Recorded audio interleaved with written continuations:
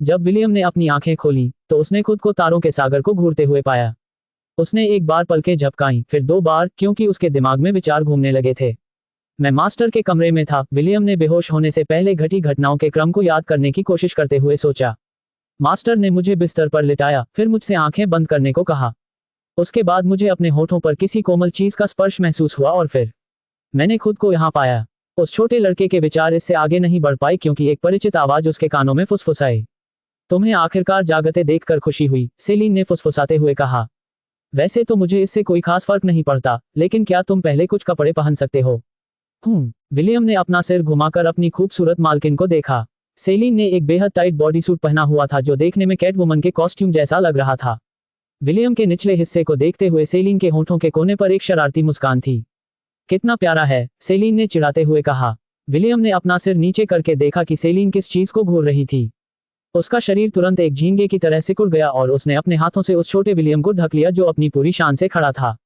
शांत हो जाओ, सेलिन ने सामने खड़े शर्मिंदा लड़के को देखकर हंसते हुए कहा। हम तुम्हारे चेतना सागर के भीतर हैं। बस कल्पना करो कि तुमने कपड़े पहने हैं, समस्या हल हो जाएगी। लड़के ने तुरंत वैसा ही किया जैसा उसे कहा गया था और उसके शरीर पर कपड़े आ गए। विलियम ने राहत की सांस ली जब उसने अपने उन परिचित चरवाहे के कपड़ों को महसूस किया जिन्हें वह लंबे समय से पहने हुए था। गुरुजी, आपने कहा था कि हम मेरे चेतना सागर में हैं। आप यहाँ कैसे आए? विलियम ने पूछा। ये पहली बार नहीं था जब वह अपने ही चेतना सागर में प्रवेश कर रहा था, क्योंकि यही वह स्थान था जहाँ देवियां उसके शरीर में छिप जाती थीं। उन्हें बस इस बात पर हैरानी हुई कि सेलिन भी यहाँ मौजूद थी।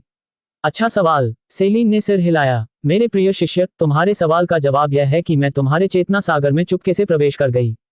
कारण यह है कि यह तुम्हारे प्रशिक्षण के अगले चरण के लिए विशेष स्थान होगा। सिस्टम, क्या तुम मुझे सुन सकते हो? विलियम ने मन ही मन फुसफुसाया। हाँ, क्लोजिंग स्क्वायर ब्रैकेट। अगर हम मेरे चेतना सागर के अंदर प्रशिक्षण लें तो क्या कोई समस्या होगी? यदि मेजबान की आत्मा को पर्याप्त क्षति पहुंचती है तो यह स्थान ढह सकता है और आप फिर कभी जाग नहीं पाएंगे। बाहरी दुनिया में आप जीवन भर कोमा में रहेंगे। Closing square bracket. विलियम ने अपनी जान पर मंडरा रहे गंभीर खतरे को भांपते हुए ठंडी सांस ली। सेलिन ने कहा था कि यही उनकी ट्रेनिंग का स्थान होगा। इसका मतलब था कि एक भी गलती हुई तो वह जीवन भर के लिए अपाहिज हो जाएगा। उस छोटे लड़के ने हल्की खांसी करते हुए अपने गुरु की ओर विनती भरी निगाहों से देखा। गुरुजी, क्या हम जगह बदल सकते हैं? ये जगह प्रशिक्षण के लिए उपयुक्त नहीं है। नहीं, सेलिन ने सिर हिलाया। ये हमारे प्रशिक्षण के लिए एकदम सही जगह है। यहाँ प्रशिक्षण करने से हमारे 2 काम एक साथ हो जाएंगे। गुरुजी, क्या आपको पता है कि अगर हम यहाँ प्रशिक्षण लेंगे तो मेरी मृत्यु हो सकती है? जी हाँ, इसीलिए तो हम यहाँ प्रशिक्षण ले रहे हैं, मेरे प्यारे शिष्य। विलियम का चेहरा उस समय गंभीर हो गया जब उसे एहसास हुआ कि सेलिन उसके चेतना सागर के भीतर प्रशिक्षण लेने से जुड़े खतरों से पूरी तरह अवगत थी। विलियम को यह नहीं पता था कि सिस्टम ने भले ही कहा था कि अगर उसकी आत्मा को इस जगह पर पर्याप्त क्षति पहुंचती है तो वह कोमा में चला जाएगा, लेकिन स्थिति उतनी गंभीर नहीं थी जितना उसने सोचा था। पर्याप्त क्षति का नियम तभी लागू होगा जब उसकी आत्मा लाखों टुकड़ों में बिखर जाएगी। यानी अगर उसे 100 या हजारों टुकड़ों में भी काट दिया जाए तो भी उसकी आत्मा को होने वाली क्षति बहुत कम होगी। यहाँ तक कि ट्रक्कुन, जो लोगों को इसेकाई दुनिया में भेजने का सबसे बड़ा दोषी है, भी विलियम की आत्मा को टक्कर मारने के बाद केवल अस्थायी रूप से ही नुकसान पहुंचा सका। सीधे शब्दों में कहें तो आत्मा को पूरी तरह से क्षतिग्रस्त करने के लिए एक अत्यंत शक्तिशाली हमले की आवश्यकता होगी। चिंता मत करो, ज्यादा से ज्यादा कुछ दिनों तक तुम अपने शरीर को हिला डुला नहीं पाओगे, सेलिन ने उसे आश्वस्त करते हुए कहा। लेकिन ये प्रशिक्षण तुम्हारे लिए बहुत फायदेमंद होगा। गुरुजी, इस प्रशिक्षण से मुझे क्या लाभ हो सकता है? विलियम ने पूछा। क्या हम सामान्य प्रशिक्षण नहीं कर सकते? सेलिन ने आह भरी और अपने लंबे, रेशमी, बैंगनी बालों को अपने एल्फ जैसे कानों के पीछे समेटते हुए बोली, तुम्हारे दादाजी ने मुझे बताया था कि तुम ताकतवर बनना इसलिए चाहती हो क्योंकि तुम सिल्वरमून महाद्वीप जाना चाहती थी। तुम अपनी माँ से मिलना चाहती थी और अपने पिता को बचाने का रास्ता खोजना चाहती थी, है ना? हाँ, विलियम ने उत्तर दिया। क्या आपके पास अपने लक्ष्य को हासिल करने के लिए कोई योजना है? मैं तब तक प्रशिक्षण लूंगा जब तक मैं अपने पिता जितना मजबूत न हो जाऊं, उसके बाद ही मैं अपनी माँ से मिलने जाऊंगा। और इसमें कितने साल लगेंगे? विलियम के जवाब का इंतजार करते हुए सेलिन ने अपने हाथ अपनी पीठ के पीछे रख लिए। 20 साल, आप तो बड़े आशावादी हैं, है ना?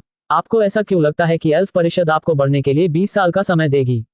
विलियम ने गौर किया कि जब सेलिन ने एल्फ परिषद का जिक्र किया तो उसके शब्दों में द्वेष झलक रहा था। उसे समझ नहीं आया कि सेलिन उससे ऐसा क्यों कह रही थी कि एल्फ परिषद उसे परिपक्व होने का समय नहीं देगी। गुरुजी, आपका क्या मतलब है? विलियम ने पूछा। एल्फ परिषद मुझे ही क्यों निशाना बनाएगी? क्या तुम्हें सचमुच जवाब नहीं पता या तुम सिर्फ नासमझी का नाटक कर रहे हो? सेलिन ने विलियम को तिरस्कार भरी निगाहों से देखा। गुरुजी, मुझे वास्तव में समझ नहीं आ रहा है कि आप क्या कह रहे हैं। अज्ञानता वास्तव में आनंद है। सेलिन ने अपना सिर हिलाया मानो वह विलियम के जवाब से निराश हो। बस करो। सेलिन ने अपना हाथ उठाया और उसके ऊपर हवा में अंधकार की शक्ति से चमकता हुआ एक काला भाला प्रकट हुआ। हम यहाँ प्रशिक्षण लेने आए हैं, इन बातों पर चर्चा करने नहीं। अब अपना हथियार निकालो। मुझे दिखाओ कि तुमने अपने प्रशिक्षण में कितना कुछ सीखा है। विलियम ने गंभीर भाव से अपने गुरु की ओर देखा और अपना हाथ उठाया। आगे आओ, स्टॉर्मकॉलर। विलियम के ऊपर एक भाला प्रकट हुआ। यह आइंसवर्थ परिवार की पुश्तैनी धरोहर थी और उस लड़के ने उसे मजबूती से अपने हाथों में थाम लिया। भाले के चारों ओर बिजली की लकीरें लिपट गईं और उसका ब्लेड बैंगनी रोशनी से चमक उठा। अच्छा रुख है, सेलिन ने प्रशंसा की। देखते हैं इसमें कितनी सच्चाई है। वह एक कदम आगे बढ़ी और जहां खड़ी थी वहां से गायब हो गई। एक पल बाद वह विलियम के सामने भाला ताने हुए वार करने के लिए फिर से प्रकट हुई। हालांकि विलियम उसके हाव भाव पर नजर नहीं रख सका, लेकिन उसकी सूझबूझ ने उसे अपने सामने मौजूद खतरे के प्रति सचेत कर दिया था। दोनों भाले आपस में टकराए, लेकिन विलियम का भाला दूर जा गिरा। सेलिन ने एक कदम और आगे बढ़ाया और एक गहरे कोहरे में बदल गई। विलियम को पीछे से खतरा महसूस हुआ, इसलिए उसने तुरंत अपना शरीर घुमाकर पीछे से सेलिन के हमले को नाकाम कर दिया। तुम कहां देख रहे हो? एक शरारती आवाज उसके कानों में फुसफुसाई। इससे पहले कि वह लड़का कुछ कर पाता, उसका सिर पकड़कर जमीन पर पटक दिया गया। सेलिन ने अपना हमला नहीं रोका और विलियम का चेहरा तब तक जमीन पर पटकती रही जब तक कि उसका चेहरा चूर चूर नहीं हो गया। मास्टर, आप बहुत क्रूर हैं, विलियम ने कहा। जैसे ही सेलिन ने अपने हमले रोक दिए और उसे ठीक होने के लिए कुछ पल दिए, उसका चेहरा अपने आप ठीक हो गया। है ना कमाल की बात? सेलिन ने हाथ में भाला घुमाते हुए मुस्कुराते हुए कहा। इस जगह के अंदर चाहे तुम 1000 बार मर भी जाओ, असली दुनिया में तुम जिंदा और तंदुरुस्त रहोगे। विलियम ने अपनी निगाहें कस लीं और लड़ाई जारी रखने के लिए लड़ने की मुद्रा में आ गया। वह जानता था कि सेलिन से बात करना व्यर्थ है, क्योंकि वह उसे हर हाल में पीड़ा पहुंचाने पर तुली हुई थी। ऐसी स्थिति में वह भी उसे सबक सिखाने के लिए अपनी पूरी ताकत लगा देगा। गुरुजी, मैं पहले संयम बरत रहा था, विलियम ने घमंड भरे लहजे में कहा।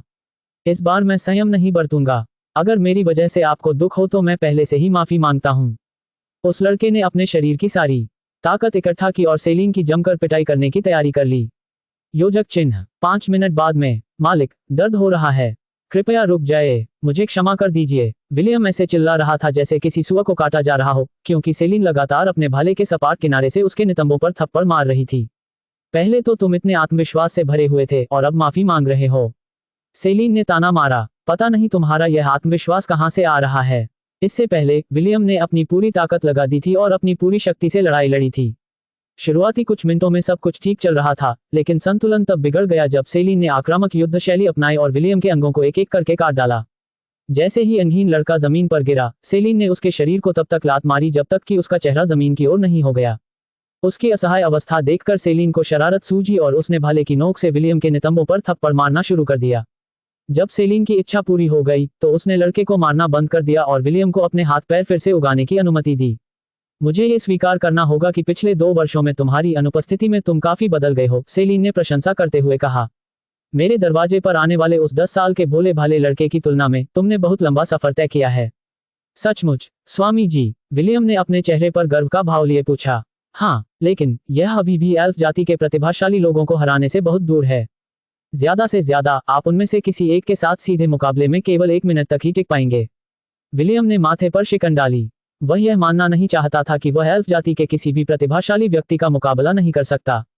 अपनी वर्तमान शक्ति के साथ उसे पूरा विश्वास था कि उसकी उम्र का कोई भी व्यक्ति उसे आमने सामने की लड़ाई में हरा नहीं पाएगा। तुम्हें क्या लगता है कि तुम्हारे जैसा अधपका लड़का उन प्रतिभाशाली लोगों से लड़ सकता है जिन्होंने बचपन से ही प्रशिक्षण लिया है? सेलिन ने तिरस्कार से पूछा। तुम्हें क्या लगता है कि 1 साल का भिक्षु प्रशिक्षण और 7 महीने का तीरंदाजी प्रशिक्षण तुम्हारे लिए किसी एल्फ प्रतिभा को हराने के लिए काफी है? तुम बहुत भोले हो, लड़के। एल्व्स को विश्व वृक्ष का आशीर्वाद प्राप्त होता है। 6 वर्ष की आयु तक पहुंचते पहुंचते उनकी शारीरिक क्षमताएं रजत श्रेणी के योद्धाओं के समकक्ष हो जाती हैं। मानव बच्चों की तुलना में एल्व्स कहीं अधिक श्रेष्ठ होते हैं।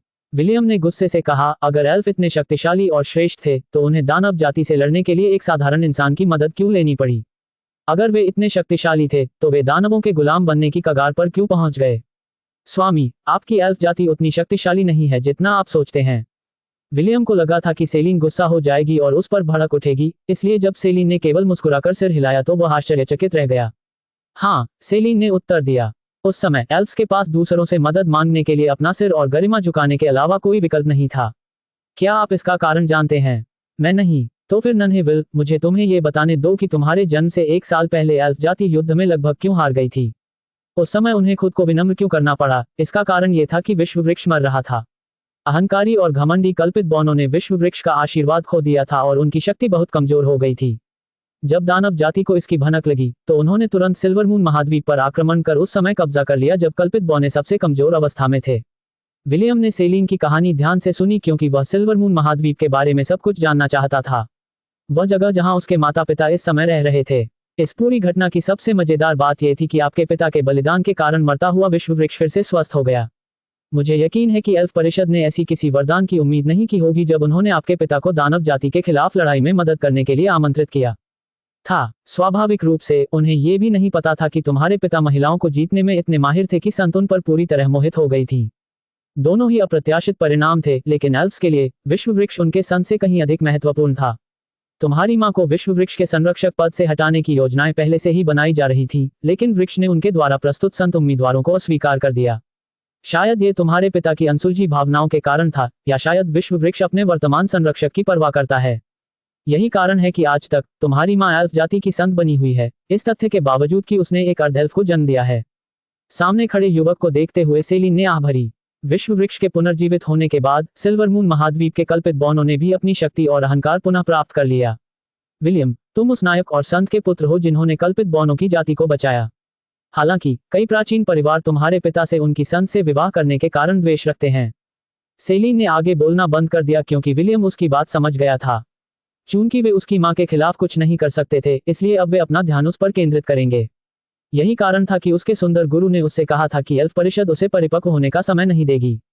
उन्हें डर था कि वह अपने पिता जैसा ही बन जाएगा, एक ऐसा व्यक्ति जिसमें इतनी दबंग शक्ति होगी कि वह उनके अस्तित्व के लिए खतरा बन सकता है।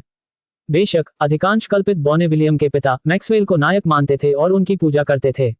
यही बात उनकी माता आवन के बारे में भी कही जा सकती है।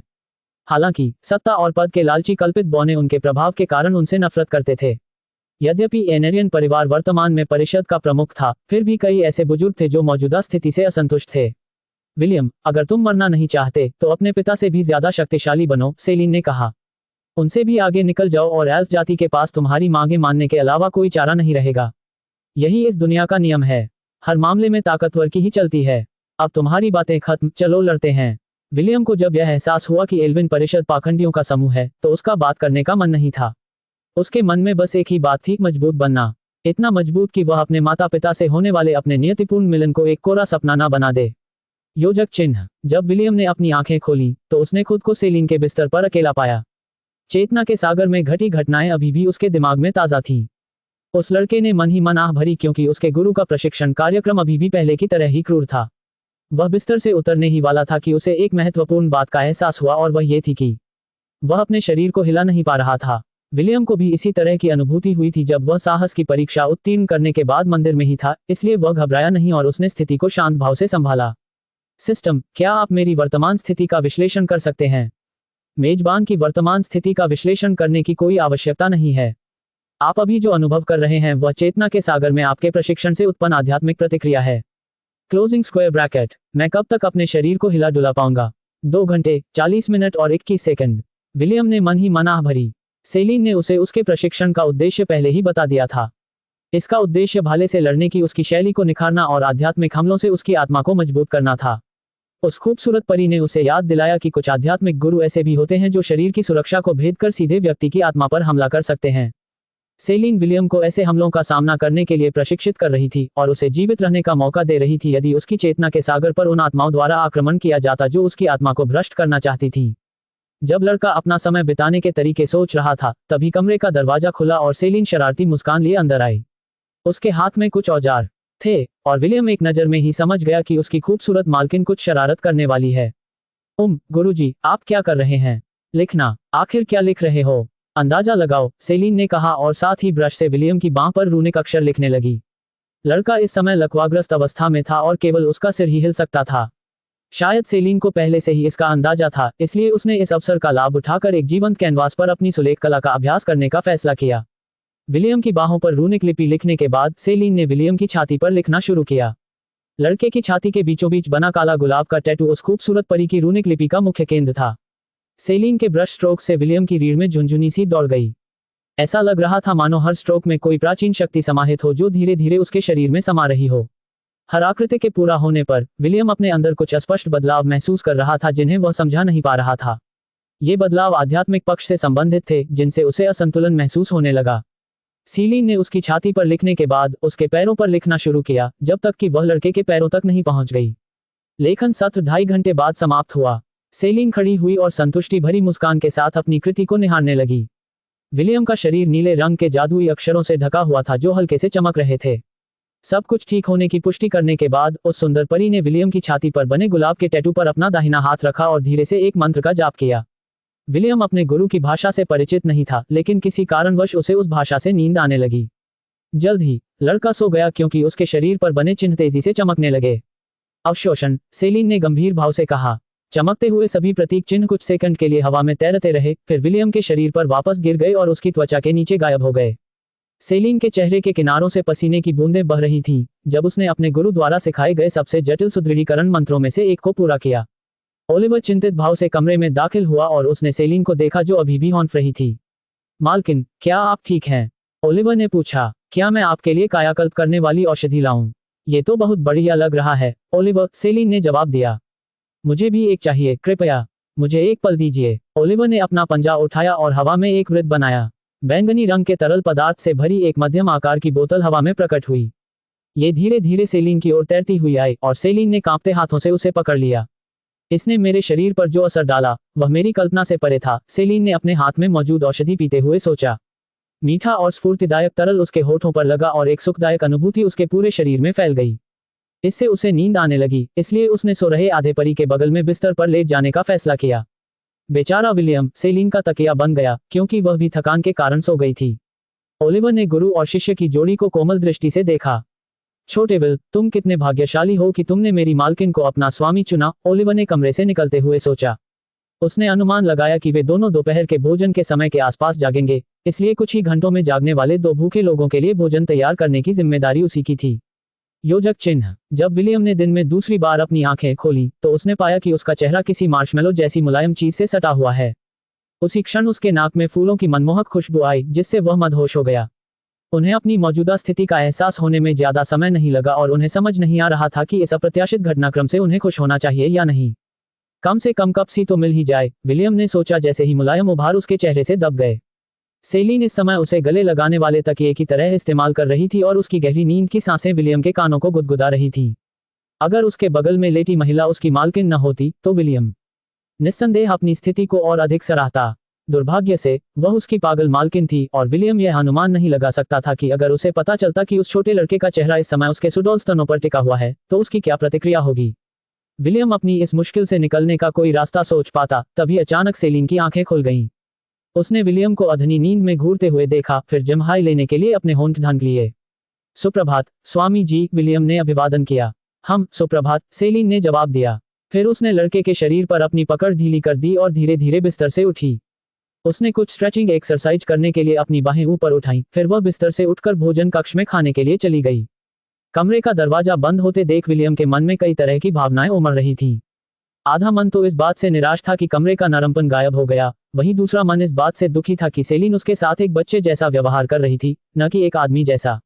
मैं कितना बेवकूफ हूँ, विलियम ने मन ही मन सोचा और दोनों हाथों से अपना चेहरा मलने लगा। मेरा शरीर अभी भी 12 साल के बच्चे जैसा है। जाहिर है इस उम्र में गुरुजी मुझे एक आदमी नहीं समझेंगे। विलियम के पेट ने ठीक उसी क्षण लड़के को याद दिलाया कि उसे भूख लगी है।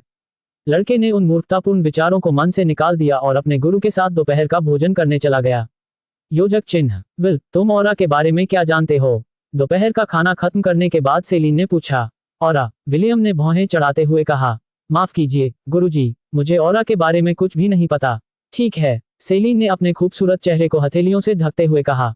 मुझे पहले से ही लग रहा था कि समय की कमी के कारण ड्वेन तुम्हारे अभ्यासों में औरा ट्रेनिंग शामिल नहीं कर पाए होंगे। लेकिन चिंता मत करो, मैं ये सुनिश्चित करूंगी कि तुम अपनी जादुई शक्ति की कमी को पूरा करने के लिए अपने औरा का उपयोग करना सीख जाओ। विलियम ने अपने गुरु की ओर देखते हुए अपना सिर एक तरफ झुकाया। क्या गुरुजी ड्रैगनबोन जेड में सुपर साइंस को घेरने वाली उन आभाओं के बारे में बात कर रहे हैं? अगर हाँ, तो ये बहुत ही शानदार होगा। सेलिन को नहीं पता था कि वह छोटा लड़का क्या सोच रहा है, क्योंकि वह अपने शिष्य को यह समझाने की तैयारी कर रही थी कि आभा क्या होती है। विल, ऑरा वह ऊर्जा है जो किसी व्यक्ति के शरीर को घेरे रहती है। सेलिन ने अपनी व्याख्या शुरू की। तलवार के उस्ताद अपनी ऑरा को तलवार ऑरा कहते हैं। तलवार ऑरा उनकी तलवार को अधिक कठोर, तेज और यहाँ तक कि कुछ हद तक जादुई हमलों को रोकने में भी सक्षम बनाती है। एक बार जब कोई तलवारबाज अपनी आभा को नियंत्रित करने में निपुण हो जाता है तो वह अपनी तलवार की शक्ति का अभ्यास करता है। तलवार की शक्ति उसे तलवार की आभा को नियंत्रित करने और ऊर्जा आधारित हमले करने की अनुमति देती है और ऐसे अन्य कारनामे करने में सक्षम बनाती है जो उन लोगों के लिए असंभव है जिन्होंने अभी तक अपनी आभा को जागृत नहीं किया है, जैसे कि पहाड़ को 2 हिस्सों में काटना। नोट: संक्षेप में, sword aura super sinus mode है, लेकिन हथियारों के साथ। स्वॉर्ड इंटेंट ब्लीच में बैंक आई मोड है। सेलिन ने विलियम को अपनी बात समझने का समय देने के लिए कुछ देर रुक गई। आप ये भी कह सकते हैं कि नौसिखियों और कुशल योद्धाओं को अलग करने वाली चीज ऑरा का उपयोग करने की क्षमता है। यह उनके लिए एक प्रकार का स्नातक स्तर है, तलवारबाज से लेकर शूरवीर और फिर टेम्पलर तक। शूरवीर भी कुछ हद तक स्वॉर्ड ऑरा का उपयोग कर सकते हैं, लेकिन ये केवल प्रारंभिक स्तर पर ही संभव है। दूसरी ओर, टेम्पलर्स अधिक मजबूत होते हैं और शक्तिशाली तलवार के वार कर सकते हैं जो प्रबलित स्टील को ऐसे 2 हिस्सों में काट सकते हैं जैसे गर्म चाकू मक्खन को काटता है। सेलिन ने विलियम को घमंडी निगाहों से देखा और फिर अपनी बात जारी रखी। मैंने तुम्हारे शरीर पर जो प्रतीक चिन्ह उकेरे थे, उनका उद्देश्य तुम्हारी संवेदनशीलता को 100 गुना बढ़ाना था। इससे तुम्हें अपने शरीर में आभा के प्रवाह को महसूस करने में मदद मिलेगी और तुम समझ पाओगे कि इसका उपयोग कैसे करना है।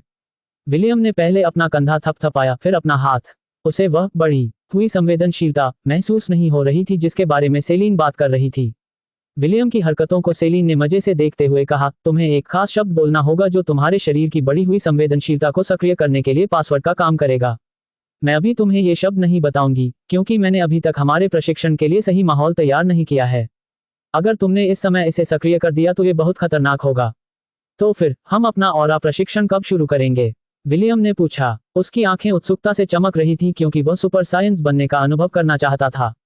आज रात, सेलिन ने मुस्कुराते हुए जवाब दिया। आप अभी कुछ देर के लिए घूमने फिरने के लिए स्वतंत्र हैं, लेकिन सूर्यास्त से पहले वापस आना मत भूलना। आपको रात का खाना भी बनाना है। सेलिन खड़ी हुई और तहखाने की ओर जाने वाली सीढ़ियों की तरफ चल पड़ी। मैं हमारे प्रशिक्षण के लिए जगह तैयार कर रही हूँ। जब तक बहुत जरूरी न हो, मुझे परेशान मत करना। हाँ, सेलिन को उनके प्रशिक्षण के लिए जगह तैयार करनी थी। ऑरा बनाने की कला सीखने में आमतौर पर 2 से 3 साल लगते हैं, लेकिन सेलिन और विलियम के पास इतना खाली समय नहीं था। उसे बस इतना करना था कि उत्तरी महाद्वीप छोड़ने से पहले उसके गुरु द्वारा उसे दी गई विशेष कलाकृति का उपयोग करना था जब उसका प्रशिक्षण समाप्त हो जाए। गुरुजी, क्या आपने मुझे ये कलाकृति इसी दिन की तैयारी में दी थी? सेलिन ने सोचा। उसकी गुरु एक शक्तिशाली जादूगरनी थी जो भविष्य देखने में भी माहिर थी। हालांकि उसने यह नहीं बताया कि उसने अपनी बहुमूल्य कलाकृति सेलिन को क्यों सौंपी, लेकिन उस खूबसूरत परी को यह आशंका सता रही थी कि उसकी गुरु ने उसके भविष्य में झांक लिया है। गुरुजी, मुझे आपकी बहुत याद आती है। सेलिन ने अपने गले में लटके सोने के पेंडेंट को पकड़ते हुए आह भरी। ये वह उपहार था जो उसे गुरुजी ने तब दिया था जब वह आधिकारिक तौर पर उनकी शिष्या बनी थी। उस सुंदर एल्फ ने कामना की कि एल्फ की भविष्यवाणी पूरी होने से पहले वह एक बार फिर अपने प्रिय गुरुजी को देख सके। ओलिवर, मैं घर की जिम्मेदारी तुम्हारे हाथों में सौंप रहा हूँ। चिंता मत कीजिए मालकिन, मैं ये सुनिश्चित करूंगा कि लिटिल विल के साथ आपके प्रशिक्षण में कोई बाधा न आए। सेलिन ने सिर हिलाया और नीचे चली गई। उसने अपने शिष्य के साथ नियोजित 2 महीने के प्रशिक्षण की अंतिम तैयारियां पूरी कर ली थी और ओलिवर से केवल कुछ आदेश देने के लिए बात की, जबकि वह और विलियम एकांत में चले गए। क्या आपको लगता है कि विलियम इसे सहन कर पाएगा, मालकिन? ओलिवर ने पूछा। मुझे अब भी लगता है कि इसके लिए अभी बहुत जल्दी है। हम दोनों की सोच एक जैसी है, ओलिवर, सेलिन ने चलते चलते सिर हिलाकर सहमति जताई। लेकिन समय किसी का इंतजार नहीं करता। विल जितनी जल्दी अपनी ट्रेनिंग पूरी कर लेगा, लोन छोड़ने पर मुझे उतनी ही कम चिंता होगी। तोते जैसे बंदर ने आह भरी। ओलिवर जानता था कि सेलिन सही कह रही थी। सीमित समय में विलियम की ताकत बढ़ाने का यही एकमात्र तरीका था। उसे बस यही उम्मीद थी कि लड़का सेलिन द्वारा विशेष रूप से तैयार किए गए प्रशिक्षण को सहन कर पाएगा। योजक चिन्ह। विलियम इस समय बैठक कक्ष में था। वह सेलिन के ओलिवर से बातचीत खत्म होने का इंतजार कर रहा था। 2 महीने के लिए एकांतवास में जाने की बात सुनकर वह लड़का एक साथ चिंतित और उत्साहित महसूस कर रहा था। अपनी बेचैनी के कारण वह आने वाले प्रशिक्षण के लिए खुद को शांत करने के लिए कमरे में इधर उधर टहलने लगा। कुछ मिनट बाद उसने सीढ़ियों से सेलिन के कदमों की आहट सुनी और तुरंत अपनी बेचैन चहलकदमी रोक दी। उसने अपने चेहरे पर शांत भाव बनाए रखने की कोशिश करते हुए अपनी खूबसूरत मालकिन को निहारना शुरू कर दिया। क्या तुम तैयार हो? सेलिन ने पूछा। जी हाँ, विलियम ने उत्तर दिया। हम कभी भी शुरू कर सकते हैं, स्वामी जी। अच्छा, सेलिन ने सिर हिलाया और विलियम को अपने पीछे आने का इशारा किया। दोनों एक साथ तहखाने में दाखिल हुए और एक गुप्त रास्ते की ओर बढ़े जिसे विलियम ने पहले कभी नहीं देखा था। सेलिन ने कुछ नहीं कहा क्योंकि वह अपने इकलौते शिष्य को एक छोटे से कमरे में ले गई जो बिल्कुल खाली था। यह एक बंद जगह थी, फिर भी विलियम अपने आसपास ऊर्जा के उतार चढ़ाव को महसूस कर सकता था। सेलिन ने हाथ हिलाते हुए उसे आश्वस्त करने वाली मुस्कान दी। उनके सामने अचानक एक चांदी का दरवाजा प्रकट हुआ। खूबसूरत परी ने सहजता से दरवाजा खोला और विलियम को अंदर आने का इशारा किया। लड़के ने बिना कोई सवाल पूछे आज्ञा का पालन किया। विलियम को अच्छी तरह पता था कि अपनी मालकिन के हर छोटे मोटे काम पर सवाल करना ठीक नहीं है। दरवाजे के ठीक बाहर एक नीला महासागर और आकाश जो दूर दूर तक फैला हुआ था विलियम को चारों ओर से घेरे हुए था। उसने अपने आसपास का जायजा लिया, लेकिन उसे कुछ भी असामान्य नहीं लगा सिवाय इसके कि यह उसे उसके चेतना सागर की याद दिला रहा था।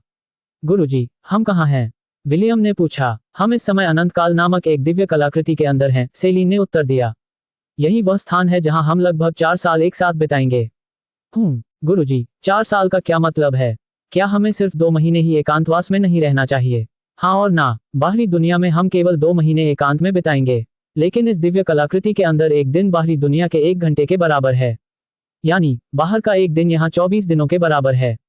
सेलिन ने लड़के के सिर पर थपथपाते हुए कहा, 3 साल और 9 महीने के भीतर तुम्हें अपनी आभा को प्रकट करना और उसका उपयोग करना सीखना होगा। क्या मेरी बात स्पष्ट है? अगर मैं इसे सीख नहीं पाऊं तो? विलियम ने पूछा। सेलिन ने मीठी मुस्कान दी। इससे विलियम को वे दिन याद आ गए जब उसे इतना प्रताड़ित किया गया था कि वह लगभग पागल हो गया था। लड़के को पता था कि उसे ऑरा कंट्रोल सीखने में अपना सर्वश्रेष्ठ प्रयास करना चाहिए, अन्यथा उसे इसका पछतावा होगा।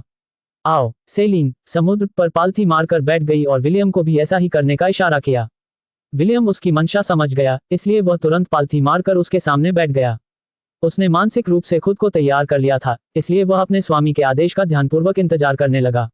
अपनी संवेदनशीलता बढ़ाने के लिए पासवर्ड है एक्सीड ब्रेक, सेलिन ने समझाया। ध्यान दें कि मंत्रों को सक्रिय करने के बाद आपके शरीर की संवेदनशीलता 100 गुना बढ़ जाएगी।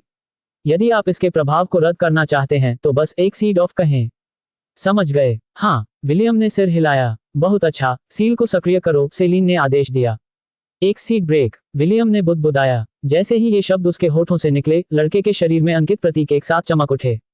विलियम ने तुरंत अपनी इंद्रियों में एक तीव्र परिवर्तन महसूस किया, क्योंकि उसके शरीर में उमड़ रही संवेदनाओं ने उसके दिमाग को अभिभूत कर दिया। अब हम आपके प्रशिक्षण के पहले चरण की शुरुआत करेंगे, सेलिन ने टेलीपैथी के जरिए कहा। विलियम की संवेदनशीलता अब 100 गुना बढ़ चुकी थी, इसलिए उसे डर था कि उसकी आवाज इतनी तेज न हो कि उसके कान का पर्दा फट जाए। अभी के लिए ध्यान लगाकर देखो कि क्या तुम अपने शरीर में किसी प्रकार की ऊर्जा महसूस कर सकते हो। विलियम ने अपनी आंखें बंद कर लीं और अपना ध्यान अपने शरीर पर केंद्रित किया।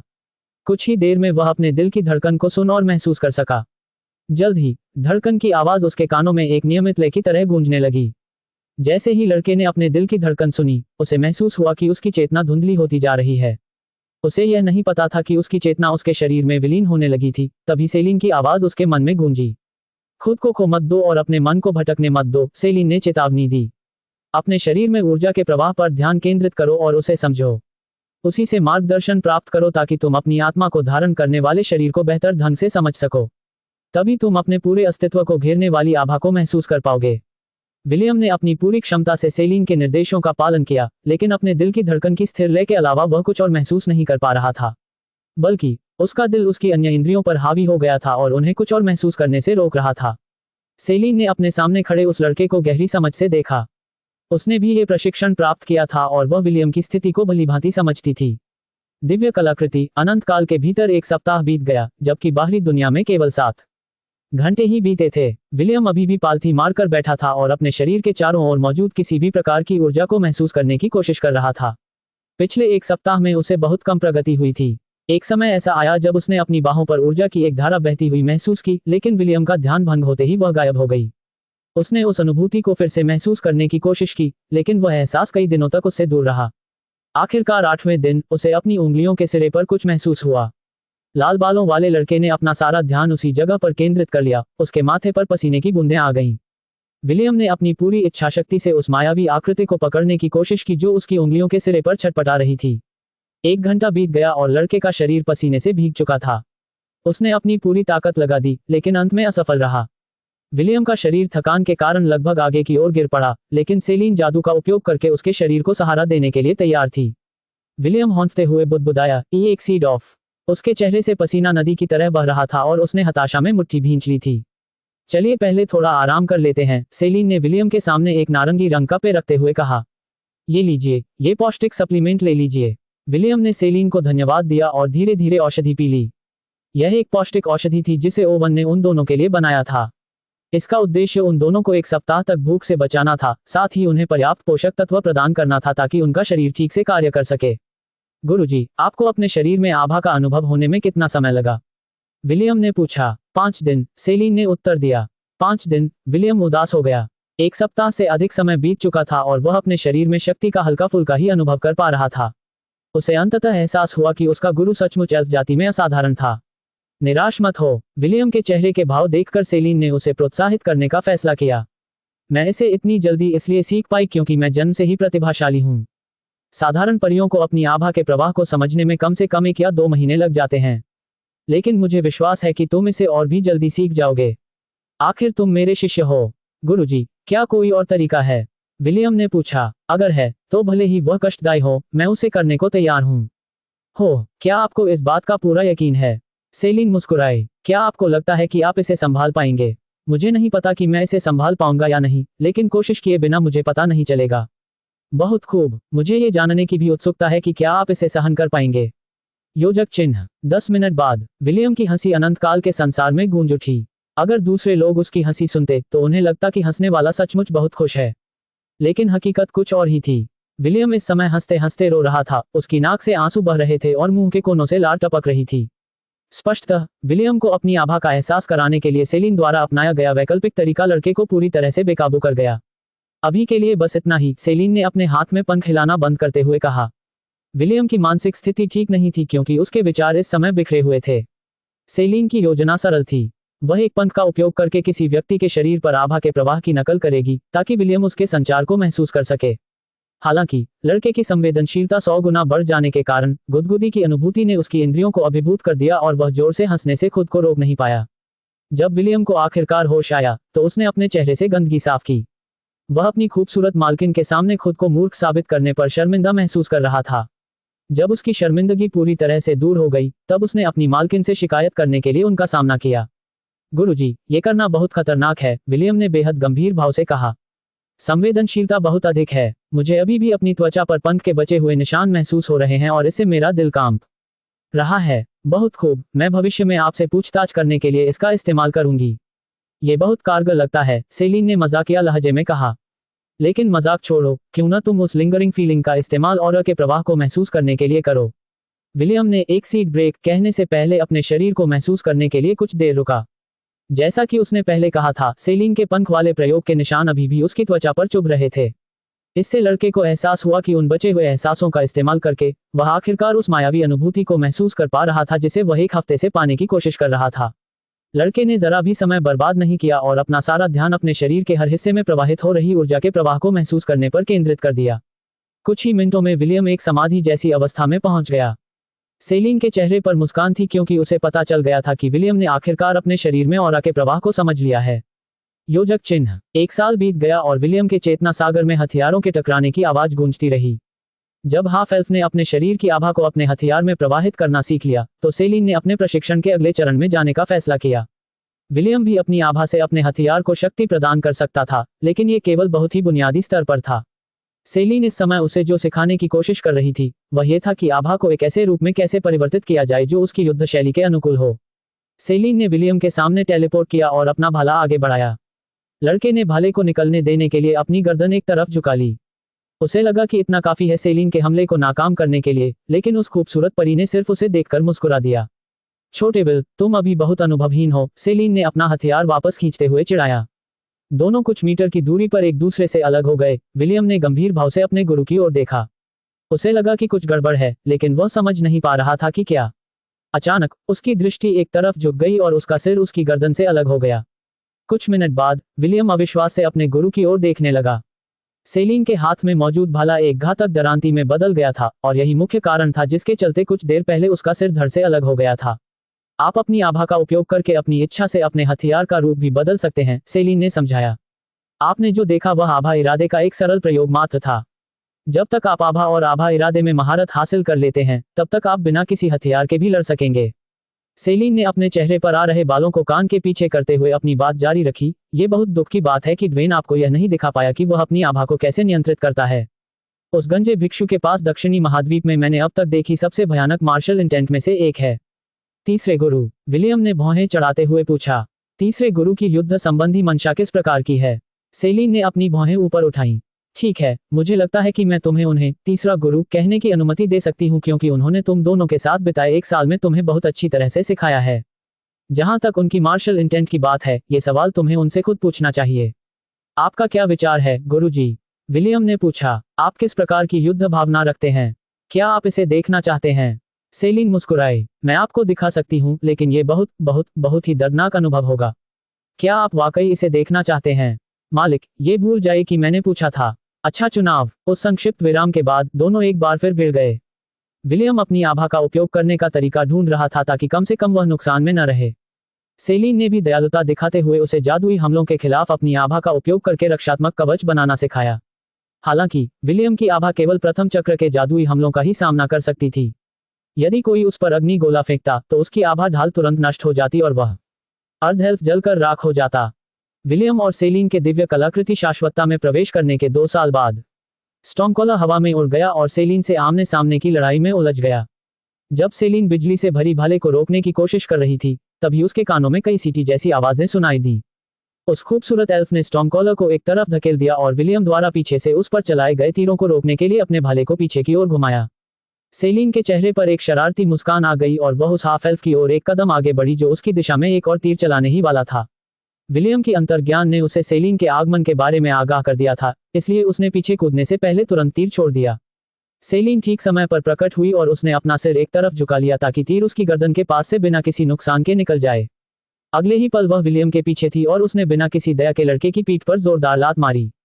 सेलिन ने लड़के की रीढ़ की हड्डी को बीच से तोड़ दिया, जिससे हड्डियों के टूटने की आवाजें सुनाई दी। आधे एल्फ का शरीर कुछ मीटर तक जमीन पर घिसकता रहा और फिर रुक गया। कुछ मिनट बाद विलियम दर्द से भरे चेहरे के साथ जमीन से उठा। पिछले 2 वर्षों में उसने अनगिनत बार कष्ट झेला था, लेकिन एक भी ऐसा मौका नहीं आया था जब वह अपने गुरु के शरीर पर एक खरोंच तक पहुंचा पाया हो। फिर भी वह अपनी प्रगति से काफी खुश था। उसने जो आभा शक्ति विकसित की थी, उससे वह अपने हथियार को अपनी आभा से ढक सकता था और उसे एक जीवित हथियार में बदल सकता था जो अपने दुश्मनों पर स्वतः ही हमला कर सके। विलियम के पास इस हथियार को अपनी इच्छा शक्ति से नियंत्रित करने या इसे स्वचालित रूप से हमला करने देने का विकल्प था। इससे लड़के की आक्रमण शक्ति में वृद्धि हुई, क्योंकि वह अपने धनुष का उपयोग करके लंबी दूरी के हमले कर सकता था, जबकि उसका दुश्मन उसके भाले से निपटने की कोशिश कर रहा था। अपनी आभा के प्रारंभिक चरण में होने के कारण विलियम एक समय में केवल एक ही हथियार को नियंत्रित कर सकता था। वह इस हथियार को भी अपने से 300 मीटर की दूरी तक ही नियंत्रित कर सकता था। क्या हम थोड़ा विराम लें या आप जारी रखना चाहते हैं? सेलिन ने पूछा। मालिक, थोड़ी देर आराम कर लीजिए, विलियम ने अपनी दर्द से भरी पीठ सीधी करने की कोशिश करते हुए विनती की। हालांकि वे अपनी आत्माओं का इस्तेमाल करके लड़ रहे थे, फिर भी उन्हें दर्द महसूस हो रहा था। विडंबना ये थी कि आत्माओं की लड़ाई होने के कारण दर्द दुगुना बढ़ गया था। लगातार मार खाने के कारण विलियम की आध्यात्मिक प्रतिरोधक क्षमता में भी काफी वृद्धि हो गई थी। यह एक और गुप्त तुरुप का पत्ता था जो उसके गुरु ने उसके लिए तैयार किया था, ताकि यदि कभी उसे किसी आध्यात्मिक गुरु से लड़ना पड़े तो वह इसका इस्तेमाल कर सके। गुरुजी, क्या मैं अभी उन एल्फ प्रतिभाओं से लड़ने में सक्षम हूं जिनके बारे में आप बात कर रहे थे? विलियम ने पूछा। तुम्हारी मौजूदा क्षमताओं के साथ तुम शायद 10 मिनट तक टिक पाओगे, सेलिन ने बिना पलक झपकाए जवाब दिया। अगर तुम किसी प्रतिभाशाली एल्फ के खिलाफ 12 मिनट से ज्यादा टिक पाते हो तो इसे एक उपलब्धि समझना। विलियम अपने गुरु के सामने बैठे बैठे निराशा से अपना सिर खुजा रहा था। मन ही मन वह इन तथाकथित प्रतिभाशाली एल्फों में से किसी एक से लड़ने के लिए बेताब था और ये देखना चाहता था कि क्या उसका गुरु सिर्फ उसका मजाक उड़ा रहा था या नहीं। फिर भी वह इस बात से खुश था कि उसे एक दिव्य कलाकृति का उपयोग करके प्रशिक्षण प्राप्त करने का अवसर मिला। यदि वह बाहरी दुनिया में 2 साल तक प्रशिक्षण लेता तो वह उन लोगों से बहुत पीछे रह जाता जिन्हें कम उम्र में ही प्रचुर संसाधनों के साथ प्रशिक्षण दिया गया था।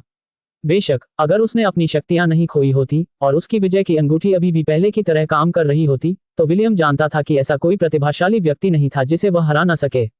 विलियम ने जितने भी गेम खेले थे उनमें वह आमतौर पर हर बॉस को हरा देता था, क्योंकि बॉस के लेवल में बहुत बड़ा अंतर होता था। बॉस चाहे आग से अप्रभावित ही क्यों न हो, विलियम अपने उच्च स्तर के कारण आग के हमलों से उसे आसानी से मार गिराता था। यह एक ऐसी रणनीति थी जिसका इस्तेमाल कुछ गेमर्स अपने से अधिक शक्तिशाली प्रतिद्वंद्वी को हराने के लिए करते थे। विलियम के लिए दुर्भाग्यवश उसकी जादुई शक्ति और कालकोठरी दोनों ही निष्क्रिय हो गए थे। फिर भी लाल बालों वाले उस लड़के के लिए यह एक तरह से वरदान ही साबित हुआ। अगर उसने अपनी जादुई शक्ति और कालकोठरी में अपार अनुभव प्राप्त करने की क्षमता न खोई होती तो उसे अपने युद्ध कौशल को निखारने का अवसर न मिलता। अगर विलियम को अतीत में लौटने का मौका मिलता तो वह वही सब कुछ दोबारा करता, क्योंकि वह जानता था कि अंततः एक मजबूत नींव के बिना वह सस्ते सामान से बनी एक ऊंची इमारत की तरह ही है, एक ऐसी इमारत जो बिना किसी चेतावनी के कभी भी ढह सकती है। विलियम और सेलिन 3 साल और 2 महीने से डिवाइन आर्टिफैक्ट के अंदर थे। आधे एल्फ ने अपने पहले 2 साल अपनी आभा को जागृत करने और अपनी स्वयं की आभा शक्ति विकसित करने में बिताए थे। अपनी भाले पर अपनी आभा को समाहित करने में सफल होने के बाद सेलिन ने युद्ध में अपनी आभा को यथासंभव लंबे समय तक बनाए रखने की अपनी क्षमता को निखारने पर ध्यान केंद्रित किया। विलियम की सूझबूझ देखकर सेलिन को हंसी आ गई और उसने इस तरह का कारनामा कर दिखाने के लिए उसकी प्रशंसा भी की। 2 साल के ऑरा प्रशिक्षण के बाद विलियम ने आखिरकार अपने भाला चलाने के प्रशिक्षण पर ध्यान केंद्रित किया। भाले का मुख्य हमला वार करना है, सेलिन ने विलियम के चेहरे पर सीधा भाला फेंकते हुए समझाया, जो उसकी नाक से 2 इंच दूर रुक गया। भाले का मुख्य फायदा उसकी लंबी मारक क्षमता है। अगर आप इसका इस्तेमाल लोगों पर वार करने के लिए करें तो तलवार का इस्तेमाल करना बेहतर होगा। याद रखें, पहले वार करें फिर वार करें, पहले वार करो बाद में काटो, विलियम ने सहमति में सिर हिलाते हुए दोहराया। जब आप अपने दुश्मन पर भाला चलाएं तो उसे उनके चेहरे पर चलाएं, उनकी छाती पर नहीं, उनके पेट पर नहीं, उनकी टांगों पर नहीं, बल्कि उनके चेहरे पर, सेलिन ने अपनी बात जारी रखते हुए कहा। कारण, इससे आपको हमले के कम मौके मिलेंगे और आपके भाले की नोक एक रुकावट का काम करेगी। सीधे शब्दों में कहें तो आप उन्हें बता रहे हैं कि आप उन पर वार करने से पहले ही उन पर वार कर देंगे। इसके बाद सेलिन ने विलियम को भाला पकड़ने का सही तरीका दिखाया। उसका दाहिना हाथ भाले के पिछले हिस्से को पकड़े हुए था, जबकि उसका बायां हाथ हैंडल के मध्य भाग को मजबूती से पकड़े हुए था। भाले का मूल आक्रमण छोटा प्रहार होता है। सेलिन ने विलियम को दिखाने के लिए एक छोटा प्रहार करके दिखाया। भाले को पीछे खींचते समय भाले की नोक को नीचे न करें, क्योंकि इससे एक खुला स्थान बन जाता है। इसे हर समय अपने प्रतिद्वंदी के चेहरे की ओर इंगित रखना चाहिए। उसने इस हरकत को कुछ और बार दोहराया और विलियम से भी अपने भाले से छोटे छोटे वार करने को कहा। मैंने देखा है कि भाले का इस्तेमाल करते समय आप चौड़े वार करते हैं, जो वास्तव में भाले को सही तरीके से इस्तेमाल करने का तरीका नहीं है। आमने सामने की लड़ाई में छोटा वार ही आपके लिए कारगर साबित होगा। आपको बस इतना करना है कि अच्छे फुटवर्क के साथ वार करें और आपके प्रतिद्वंदी को निश्चित रूप से सिरदर्द हो जाएगा। अगली चीज जो आपको सीखनी है वह है लंबी दूरी से वार करना। जब आप वार करते हैं तो आपका दाहिना हाथ आपकी बगल के नीचे तक जाना चाहिए। यही नियम लागू होता है जब आप भाले को वापस खींचते हैं, तब भी वह आपके दुश्मन के चेहरे की ओर ही होना चाहिए। याद रखें, भाला वार करने के लिए बना है, काटने के लिए नहीं। आपका प्राथमिक उद्देश्य अपने लक्ष्य को वार करके मार डालना होना चाहिए, न कि ऐसे व्यापक प्रहार करना जिससे आपका शरीर जवाबी हमले के लिए खुला रह जाए। घुड़सवार युद्ध में भी आप वार करने की बजाय प्रहार का अधिक उपयोग करेंगे। विलियम ने सवाल पूछने के लिए हाथ उठाया। गुरुजी, तो हम अपने विरोधियों पर कब वार करेंगे? अच्छा सवाल, सेलिन मुस्कुराई। आमतौर पर जब हमारा वार पलट जाता है तो हम वार करते हैं। जब वार ऊपर की ओर पलटता है तो हमें अपनी स्थिति ठीक करनी होती है और इसीलिए हम नीचे की ओर वार करते हैं। बेशक अगर हम चाहें तो वार करके हमला भी कर सकते हैं, लेकिन वार करते समय 2 बातों का ध्यान रखना पड़ता है। सबसे पहले आपको ये याद रखना होगा कि जब आप वार करते हैं तो आपका वार आपके शरीर के केंद्र से आगे नहीं जाना चाहिए। इसका क्या मतलब है? इसका मतलब है कि आपके भाले का ब्लेड कभी भी नीचे की ओर नहीं होना चाहिए। आपको अपने भाले को जमीन तक नहीं ले जाना चाहिए, क्योंकि भाले का इस्तेमाल इस तरह नहीं किया जाता है। जो लोग ऐसा करते हैं वे नौसिखिए हैं। फिर उसने विलियम को दिखाया कि वार कैसे किया जाता है।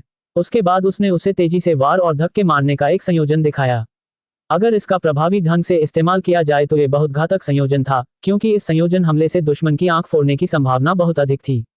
उस खूबसूरत परी ने फिर से लड़ने की मुद्रा अपनाई और विलियम को एक और विकल्प दिखाया। बेशक जब आपका वार विफल हो जाए तो आप दूसरे विकल्प भी अपना सकते हैं। आपके भाले का कुंद सिरा सिर्फ लड़ने के लिए ही नहीं है। इसका उपयोग वार विफल होने पर बचाव करने और जवाबी हमला करने के लिए भी किया जाता है। यहाँ सबसे महत्वपूर्ण बात हाथों की स्थिति और नियंत्रण है। जब आपका वार विफल हो जाता है तो आप अपने हाथ को हिलाकर भाले को इस तरह से रख सकते हैं कि या तो हमले को रोक सकें या अपने प्रतिद्वंद्वी के शरीर के किसी अंग जैसे कि जोड़ों, घुटनों या कूल्हों पर प्रहार करके उन्हें असंतुलित कर सकें। सेलिन ने भाले के निचले सिरे का उपयोग करके बचाव और जवाबी हमले करने के तरीके दिखाए, जिससे वह लड़ने की मुद्रा में वापस आ सके और लड़ना जारी रख सके। विलियम को भाले का प्रभावी ढंग से उपयोग करके बचाव करना सिखाने के बाद दोनों ने एक बार फिर से अभ्यास सत्र में भाग लिया, जिससे विलियम को भाले चलाने में अपनी दक्षता बढ़ाने में मदद मिली और साथ ही साथ अनुभवन भी प्राप्त हुए। पहले विलियम को लगता था कि कालकोठरी में राक्षसों को मारकर ही वह अपने जॉब क्लास का स्तर बढ़ा सकता है। उसे यह नहीं पता था कि सही तरीके से लगातार अभ्यास करने पर भी जॉब क्लास का स्तर बढ़ाने के लिए पर्याप्त अनुभव प्राप्त होता है।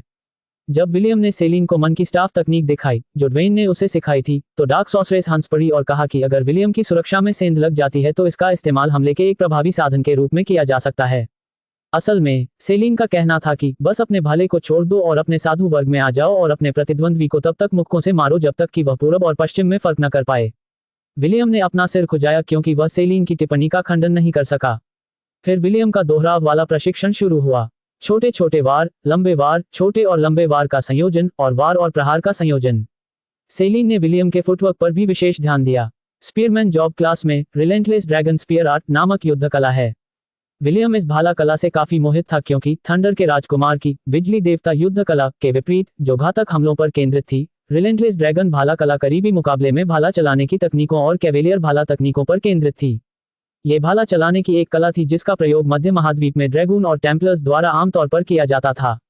उस लड़के का मुख्य हथियार लकड़ी का डंडा था, इसलिए इस युद्ध कला को सीखना उसके लिए एक अच्छा विकल्प था। वह लाइटनिंग गॉड वॉर आर्ट का इस्तेमाल केवल घातक प्रहारों के लिए करता था क्योंकि उनमें से अधिकतर वन शॉट तकनीकें थीं। विलियम ने डिवाइन आर्टिफैक्ट एटर्निटी के भीतर अपना शेष समय भाला चलाने की कला में निपुणता हासिल करने में बिताया जब तक कि उसका स्पीयरमैन जॉब क्लास अपने अधिकतम स्तर तक नहीं पहुंच गया। सेलिन ने यह भी सुनिश्चित किया कि वह अपने बाकी प्रशिक्षण में कोई लापरवाही न करे। उनकी दिनचर्या सरल थी, दिन में भाला चलाने का प्रशिक्षण और रात में काले जादू से बचाव का प्रशिक्षण। सामान्य मानकों के हिसाब से इसे नरक जैसा प्रशिक्षण कहना कोई अतिशयोक्ति नहीं होगी। ये दिन बीतते गए और विलियम ने हर दिन दर्द और पीड़ा में बिताया। फिर आखिरकार वह दिन आ ही गया जिसका विलियम बेसब्री से इंतजार कर रहा था। सेलिन ने आखिरकार उसे लगभग 4 साल के प्रशिक्षण को समाप्त करने की अनुमति दे दी। यदि वे अनंतकाल के भीतर बिताए गए सभी वर्षों को जोड़ दें तो लाल बालों वाला लड़का पहले ही 16 वर्ष का हो चुका होगा। हालांकि उसके चेहरे या शरीर में कोई बदलाव नहीं दिखाई दिया। सेलिन वैसी ही थी और आज भी उतनी ही जवान और खूबसूरत थी जितनी उस दिन थी जब उसने अपने घर के तहखाने में कदम रखा था। गुरुजी, हर चीज के लिए धन्यवाद। विलियम ने सेलिन को अत्यंत आदरपूर्वक प्रणाम किया। तुम्हारे प्रशिक्षण की देखरेख करना तुम्हारे गुरु के रूप में मेरा कर्तव्य है, सेलिन ने शांत भाव से उत्तर दिया। कुछ दिनों के लिए अपने परिवार के साथ रहो क्योंकि तुम्हारा अगला प्रशिक्षक जल्द ही आने वाला है। क्या मुझे और ट्रेनिंग करनी है? विलियम ने हैरानी से पलकें झपकाईं। ऐसा क्यों? सेलिन ने लड़के का चेहरा अपने हाथों में लिया और गंभीर भाव से उसकी ओर देखते हुए कहा, मुझे नहीं पता कि तुम्हारे दादाजी ने उस आदमी को तुम्हारा शिक्षक बनाने का जो फैसला किया है वह सही है या गलत, लेकिन मुझे लगता है कि इस दुनिया में जीवित रहने के लिए तुम्हें उनकी शिक्षा की आवश्यकता है। सुंदर परी ने विलियम के गालों को हल्के से चुटकी ली और फिर छोड़ दिया। मैं बस यही आशा करती हूँ कि जब उसकी पढ़ाई पूरी हो जाएगी तब भी तुम में थोड़ी मासूमियत बाकी रहेगी। हालांकि मैं चाहती हूँ कि तुम मजबूत और शक्तिशाली बनो, लेकिन मैं नहीं चाहती कि तुम ठंडे और उदासीन हो जाओ। मुझे तुम्हारा ये भोला भाला रूप ही पसंद है। विलियम ने अपने गालों को मलते हुए भौहें चढ़ाकर अपने गुरु की ओर देखा।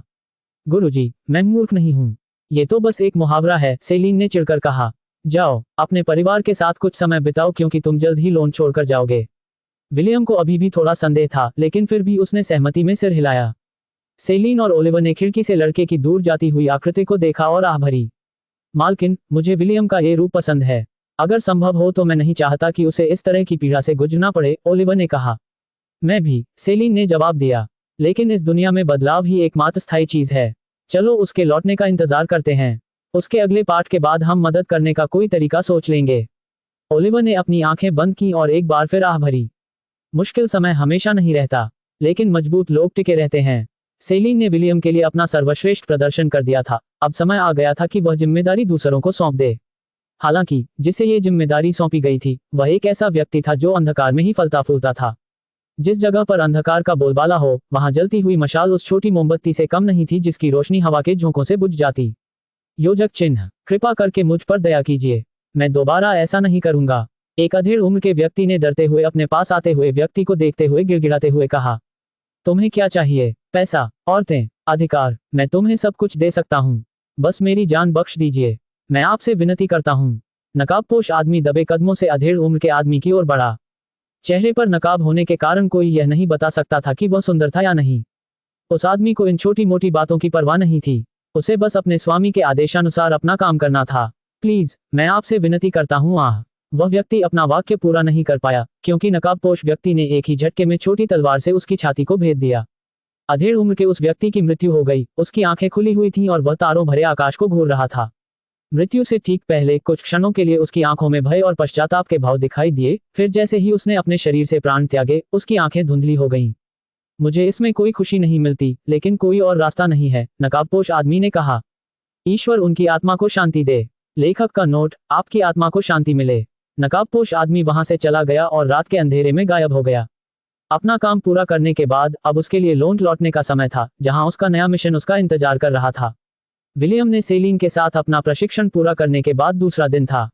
उसने अभी अभी अपनी दैनिक मार्शल आर्ट की दिनचर्या पूरी की थी और वह पूर्व से सूर्योदय का इंतजार कर रहा था। पता नहीं माँ इस समय क्या कर रही होगी, विलियम ने अपनी कमीज उतारते हुए और तौलिए से अपना शरीर पोंछते हुए सोचा। उसने पिछले 2 सालों से एला को नहीं देखा था और उसके दादाजी ने उसे केवल इतना बताया था कि वह अपने बाकी झुंड के साथ प्रशिक्षण में व्यस्त है। खुद को सुखाने के बाद विलियम पहाड़ी पर बैठ गया, जब पूर्व दिशा में पहाड़ी के पीछे से सूरज की पहली किरणें झांक रही थीं। सूर्योदय और सूर्यास्त देखना इस जीवन में उसकी आदत बन चुकी थी। इससे उसे पृथ्वी पर बिताए वो दिन याद आ गए जब बीमारी के कारण उसने कई खूबसूरत अवसर खो दिए थे। सूर्योदय को निहारते हुए उसने सिस्टम से एक सूचना प्राप्त होने की परिचित ध्वनि सुनी। योजक चिन्ह, डिंग, आपको गॉड शॉप से मेल प्राप्त हुआ है।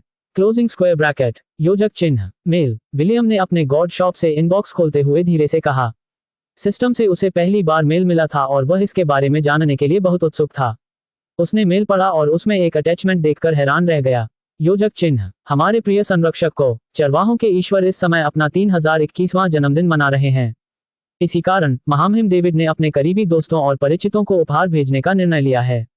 अनादिकाल से ईश्वरीय कलाकृतियों के नंबर 1 प्रदाता के रूप में गॉड शॉप को ईश्वर के उपहार मुफ्त में भेजने का कार्य सौंपा गया था। इस पत्र के भीतर चरवाहे की देवी की ओर से भेंट की गई अथानासिया की घंटी नामक एक विशेष वस्तु है। ऐसा माना जाता है कि इसे धारण करने वाले को सुख प्राप्त होता है। PS, गॉड शॉप द्वारा डिलीवर किए गए सभी सामान एकदम सही हालत में हैं। क्षतिग्रस्त या खराब सामान के लिए हम कोई दावा या रिफंड स्वीकार नहीं करेंगे। हम ऐसे मामलों को नहीं संभालते। क्या आपको हमारी सेवाएं पसंद आईं? कृपया हमारी वेबसाइट पर समीक्षा लिखें।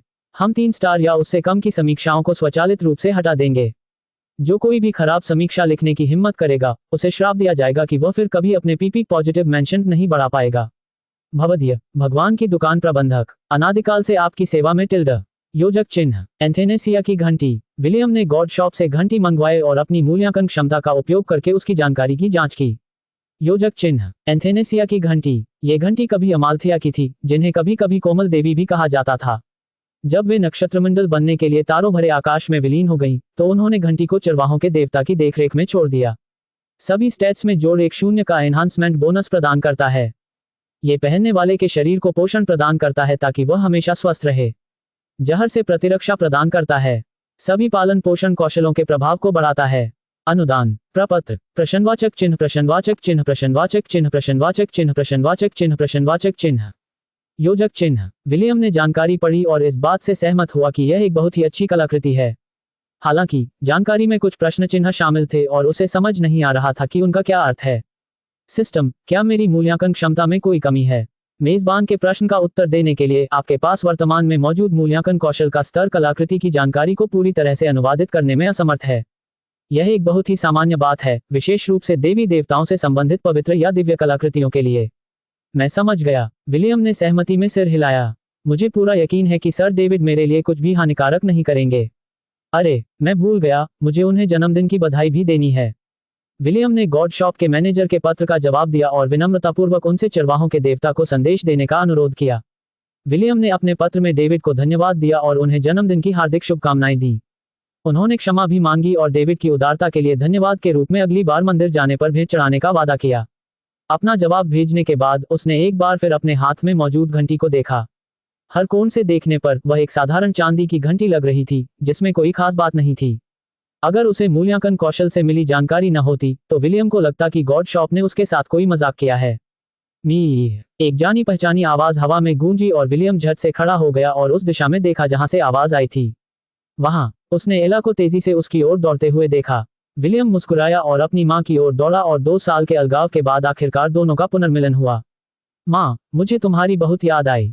मी, क्या आप? मी, दोनों ने काफी देर तक बातें की और एक दूसरे से पूछा कि पिछले 2 सालों में जब वे साथ नहीं थे, तब वे क्या कर रहे थे। एला ने बताया कि वह और बाकी बकरियां हेलन साम्राज्य के उत्तरी भाग में मार्कस और थंडर के साथ प्रशिक्षण ले रही थीं। उन्होंने आगे बताया कि जिस स्थान पर वे प्रशिक्षण ले रहे थे, वहां कई अंगोरियन वॉर आइबेक्स भी मौजूद थे। विलियम ने एला की कहानी सुनी और यह जानकर उसका चेहरा उतर गया कि शुरुआत में उनके साथ बाहरी लोगों जैसा व्यवहार किया गया था। एला ने यह भी शिकायत की कि आइबेक्स के झुंड के सरदार ने उन पर कई बार हमला किया और उन्हें अपने सामने आत्मसमर्पण करने के लिए मजबूर किया। स्वाभाविक रूप से कोई भी बकरी उसकी मांग मानने को तैयार नहीं थी, क्योंकि वे पहले से ही विलियम के झुंड का हिस्सा थी। यहीं से समस्या शुरू हुई और प्रशिक्षण के दौरान उन्हें लगातार परेशान किया जाता रहा, न केवल बकरियों द्वारा बल्कि उस क्षेत्र में रहने वाली जनजातियों द्वारा भी। बेशक एला और बाकी बकरियों ने पलटवार करने की कोशिश की, लेकिन उनकी संख्या बहुत कम थी। वे सिर्फ 14 थीं और उनके दुश्मन हजारों की संख्या में थे। भला वे कैसे जीत सकती थीं? सौभाग्य से मार्कस उनके साथ था और एला ने लाल बालों वाले लड़के को बताया कि लोंड के वरिष्ठ चरवाहे ने जनजाति के मुखिया के साथ लंबी बातचीत की थी। उनकी बातचीत के बाद न तो किसी युद्ध इबेक्स ने और न ही कबीले के किसी सदस्य ने उन्हें फिर कभी परेशान किया। इससे बकरियों को उत्तरी क्षेत्र के कठोर वातावरण में प्रशिक्षण प्राप्त करने का अवसर मिला, जहां बर्फीले तूफान और ओलावृष्टि नियमित रूप से होती थी। योजक चिन्ह। इसके बाद विलियम ने एला को ओवन, ट्रेन, ड्वेन और सेलिन के साथ अपने प्रशिक्षण के बारे में बताया। स्वाभाविक रूप से उसने एला को नाराज न करने के लिए प्रशिक्षण की कठोरता को कम करके बताया। दोनों काफी देर तक बातें करते रहे। लगभग दोपहर के भोजन का समय हो गया। माँ, मेरे पास आपके लिए कुछ है। मी, यह एक दिव्य वस्तु है और मैं चाहता हूं कि यह आपके पास रहे, माँ। विलियम ने एला को चांदी की घंटी भेंट की और उसे कुछ बार बजाया। मी, यह घंटी को देखकर एला ने धीरे से मिमियाई। उसकी अंतरात्मा उसे बता रही थी कि यह एक बहुत ही कीमती वस्तु है और विलियम द्वारा उसे यह उपहार देने की योजना से वह भावुक हो गई। घंटी एक चांदी के कॉलर से जुड़ी थी जो पहनने वाले के आकार के अनुसार अपने आप समायोजित हो जाती थी। विलियम ने बड़े प्यार से एला की गर्दन पर कॉलर को ठीक किया और उसे अपनी जगह पर सुरक्षित कर दिया। माँ, क्या आपको कोई तकलीफ हो रही है? एला ने सिर हिलाया और जवाब में विलियम के गालों को चाट लिया। मुझे मास्टर के घर जाकर उनके लिए दोपहर का खाना बनाना है। आप क्या करती हैं, माँ? मी, ठीक है, आज दोपहर बाद मिलते हैं। विलियम ने सिर हिलाया। एला ने उससे कहा कि वह जाकर विलियम के झुंड के बाकी सदस्यों की देखभाल करेगी जो इस समय लोंड के पास की घाटी में चल रहे थे। वह अकेली थी जो शहर लौटी क्योंकि वह विलियम का हालचाल जानना चाहती थी। विलियम ने सेलिन के घर जाने से पहले एला को आखिरी बार गले लगाया। वहीं एला ने विलियम की ओर कोमल आंखों से देखा जो अब उससे दूर जा रहा था। उसने धीरे से मिमियाते हुए धन्यवाद कहा, विलियम को नहीं बल्कि डेविड को, जिसने उसे सुदूर अतीत की घटनाओं की याद दिलाई थी। एक ऐसा अतीत जब देवता और मनुष्य मिलकर एक ऐसे स्वर्ग का निर्माण कर रहे थे जिसके बारे में उसे लगता था कि वह अनंत काल तक कायम रहेगा। देवताओं के मंदिर में कहीं। 3021वां जन्मदिन। लिली ने चिढ़कर कहा, यह सब बकवास है। क्या तुम सीधे सीधे ये नहीं कह सकते कि तुम उसे तोहफा देना चाहते थे? घुमा फिरा कर बात क्यों कर रहे हो? लोली देवी शिकायत कर रही थी क्योंकि डेविड ने विलियम को यह विश्वास दिलाकर धोखा दिया था कि आज उसका जन्मदिन है। दुर्भाग्य से विलियम ये भी भूल गया था कि जन्मदिन मनाने वाले लोग दूसरों को उनके जन्मदिन पर उपहार नहीं भेजते। आमतौर पर उपहार पाने वाले लोग जन्मदिन मनाने वाले होते थे, न कि इसके विपरीत। लिली, तुम नई पीढ़ी की देवी हो। क्या तुम दूसरों की मदद करने का मतलब नहीं समझती? डेविड ने पूछा। हम एहसान चुकाना? क्या तुम्हें सच में लगता है कि मैं एक भोली बच्ची हूँ? लिली ने तिरस्कार से जवाब दिया। मुझे पता है तुम कुछ न कुछ चाल चल रही हो। तुम्हारे जैसी बूढ़ी चालाक औरत बिना वजह कुछ नहीं करती। डेविड अपनी दाढ़ी से खेलते हुए मुस्कुराया। तुम बहुत ज्यादा सोचती हो, लिली। ये तो बस एक तोहफा था। तुम्हारा कहना तो ठीक है, लेकिन मुझे अब भी कुछ गड़बड़ लग रही है। लिली ने अपनी आंखें सिकोड़ लीं। डेविड मुस्कुराया और लोली देवी की पूछताछ से बचने के लिए वहां से चला गया। सच तो यह है कि चरवाहों का देवता अपने पुराने मित्र अमाल्थिया से किया वादा ही निभा रहा था। यह एक ऐसा वादा था जो उन्होंने हजारों साल पहले किया था, जब ब्रह्मांड अभी युवा था और मानव जाति अज्ञात की ओर अपने पहले कदम बढ़ाना शुरू कर रही थी। एक नकाबपोश व्यक्ति ग्रामीण इलाकों से होते हुए तब तक चलता रहा जब तक वह लोंड शहर के ऊपर स्थित एक घाटी में नहीं पहुंच गया। सूरज डूबने ही वाला था और आसमान नारंगी रंग से रंगा हुआ था। वह व्यक्ति 1 मिनट तक डूबते सूरज की सुंदरता को निहारने के लिए रुका, फिर अपनी यात्रा जारी रखी। जैसे ही वह लोंड के पास पहुंचा, ओरोब्रो ने उसकी उपस्थिति को भांप लिया, लेकिन उसने आने वाले व्यक्ति को अनदेखा कर दिया। उसने उसे पहले भी अनगिनत बार देखा था और उसकी गंध उसे अच्छी तरह याद थी। ये नकाबपोश आदमी लंबे समय तक लोंड से दूर रहता था, लेकिन जब भी वह लौटता था, अपने साथ खून की तीव्र गंध लेकर आता था। एजियो ने सुनहरे वानर को एक संक्षिप्त इशारा किया और फिर परछाइयों में विलीन हो गया। वह एक मुख प्रेत की तरह अपने पीछे किसी को भी विचलित किए बिना एंसवर्थ निवास की ओर चल पड़ा। जब वह बैठक कक्ष में पहुंचा तो उसने एक बच्चे के खिलखिलाने की आवाज सुनी। एजियो अनजाने में मुस्कुरा उठा क्योंकि उसका स्वामी अपनी पोती के आसपास होने पर हमेशा एक स्नेही दादा बन जाता था। मैथ्यू और विलियम के लिए भी यही बात लागू होती थी, लेकिन वह समझ गया था कि जैसे जैसे ईव बड़ी होगी, जेम्स उसे बहुत लाड़ प्यार देगा। उसने मन ही मन उन मूर्खों के लिए प्रार्थना की जो उसके वयस्क होने पर उससे प्रेम करने की हिम्मत करेंगे। अजियो को पूरा यकीन था कि अगर मोड्रेड उन्हें नहीं मारेगा तो जेम्स निश्चित रूप से मार देगा। उसने अपने स्वामी को अपने कमरे में पत्र लिखते हुए पाया। हमेशा की तरह एजियो तब तक इंतजार करता रहा जब तक जेम्स अपना काम पूरा नहीं कर लेता। उसे कोई जल्दी नहीं थी और उसने कुछ देर ध्यान करने का फैसला किया। कुछ मिनट बाद जेम्स ने आखिरकार अपना पत्र पूरा किया और उसे पुकारा। कैसा रहा? जेम्स ने पूछा। मंत्री का दाहिना हाथ अब हमें परेशान नहीं करेगा, एजियो ने बताया। अगर मंत्री मूर्ख नहीं है तो उसे पता होगा कि क्या करना है। शाबाश, जेम्स ने सहमति में सिर हिलाया। नए काम को शुरू करने से पहले 2 दिन आराम करो। मुझे यकीन है कि तुम जानते हो कि वह क्या है ना? अजियो ने सिर हिलाया। यदि यही आपकी इच्छा है महाराज, क्या तुम मुझसे यह नहीं पूछोगे कि क्यों? नहीं, मैं प्रभु के न्याय में विश्वास करता हूँ। जेम्स ने अपनी उंगली से आर्मचेयर पर टैप किया और अपने सामने घुटनों के बल बैठे हुए नकाबपोश व्यक्ति को घूरने लगा। उसे मानवता की गंदगी दिखाओ, जेम्स ने आदेश दिया। पर उसे यह मत बताओ कि क्या करना है। उसे अपने फैसले खुद लेने दो। चाहे वह करे या ना करे, ये पूरी तरह से उस पर निर्भर है। मैं सुनता हूँ और आज्ञा मानता हूँ, एजियो ने उत्तर दिया। अब तुम जा सकते हो। आपकी इच्छा से। योजक चिन्ह। एंसेवर्थ निवास छोड़ने के बाद एजियो लोन्ट में स्थित एकमात्र सराय स्लीपिंग फॉरेस्ट की ओर चल पड़ा। सराय के अंदर जाने से पहले उसने अपना हुड हटा दिया। एजियो अब ड्यूटी पर नहीं था, इसलिए उसे अपने ऊपर लागू किए गए सख्त नियमों का पालन करने की कोई आवश्यकता नहीं थी।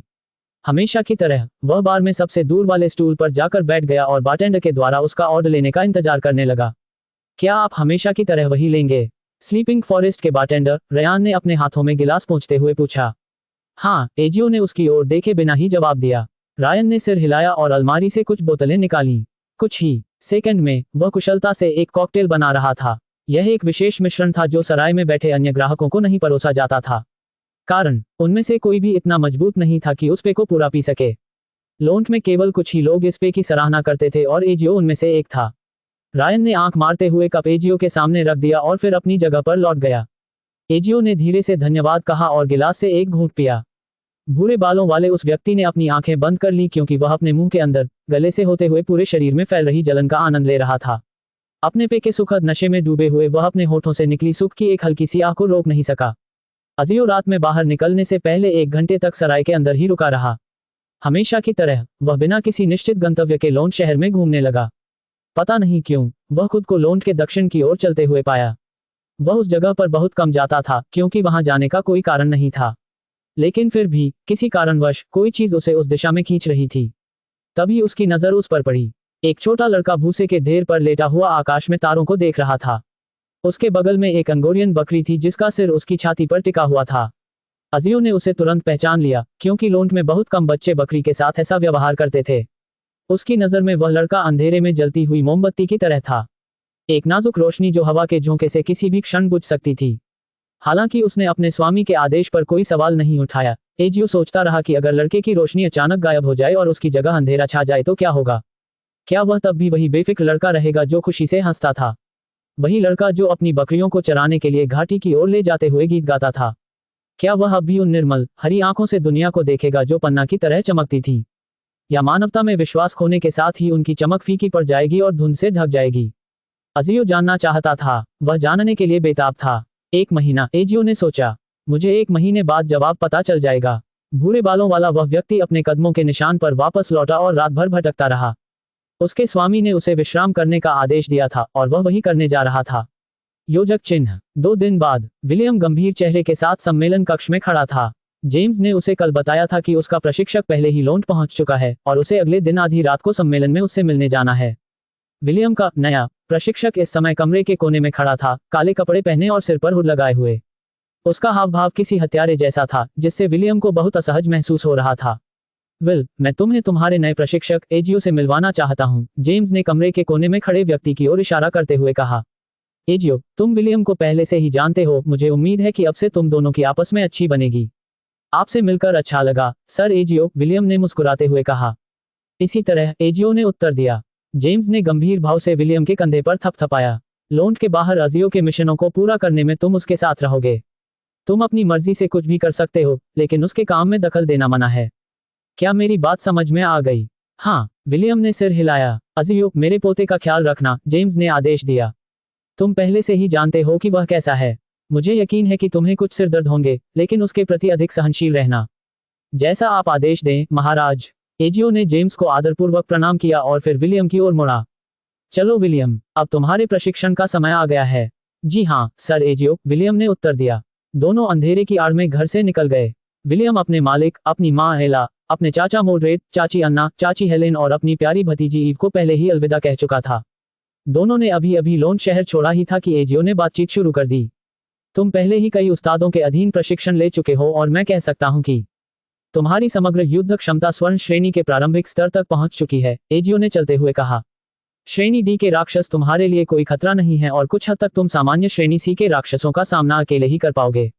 अजियो ने अपनी बात जारी रखने से पहले कुछ देर रुककर कहा, हालांकि इस समय आपके लिए सबसे बड़ा खतरा राक्षस नहीं बल्कि इंसान है।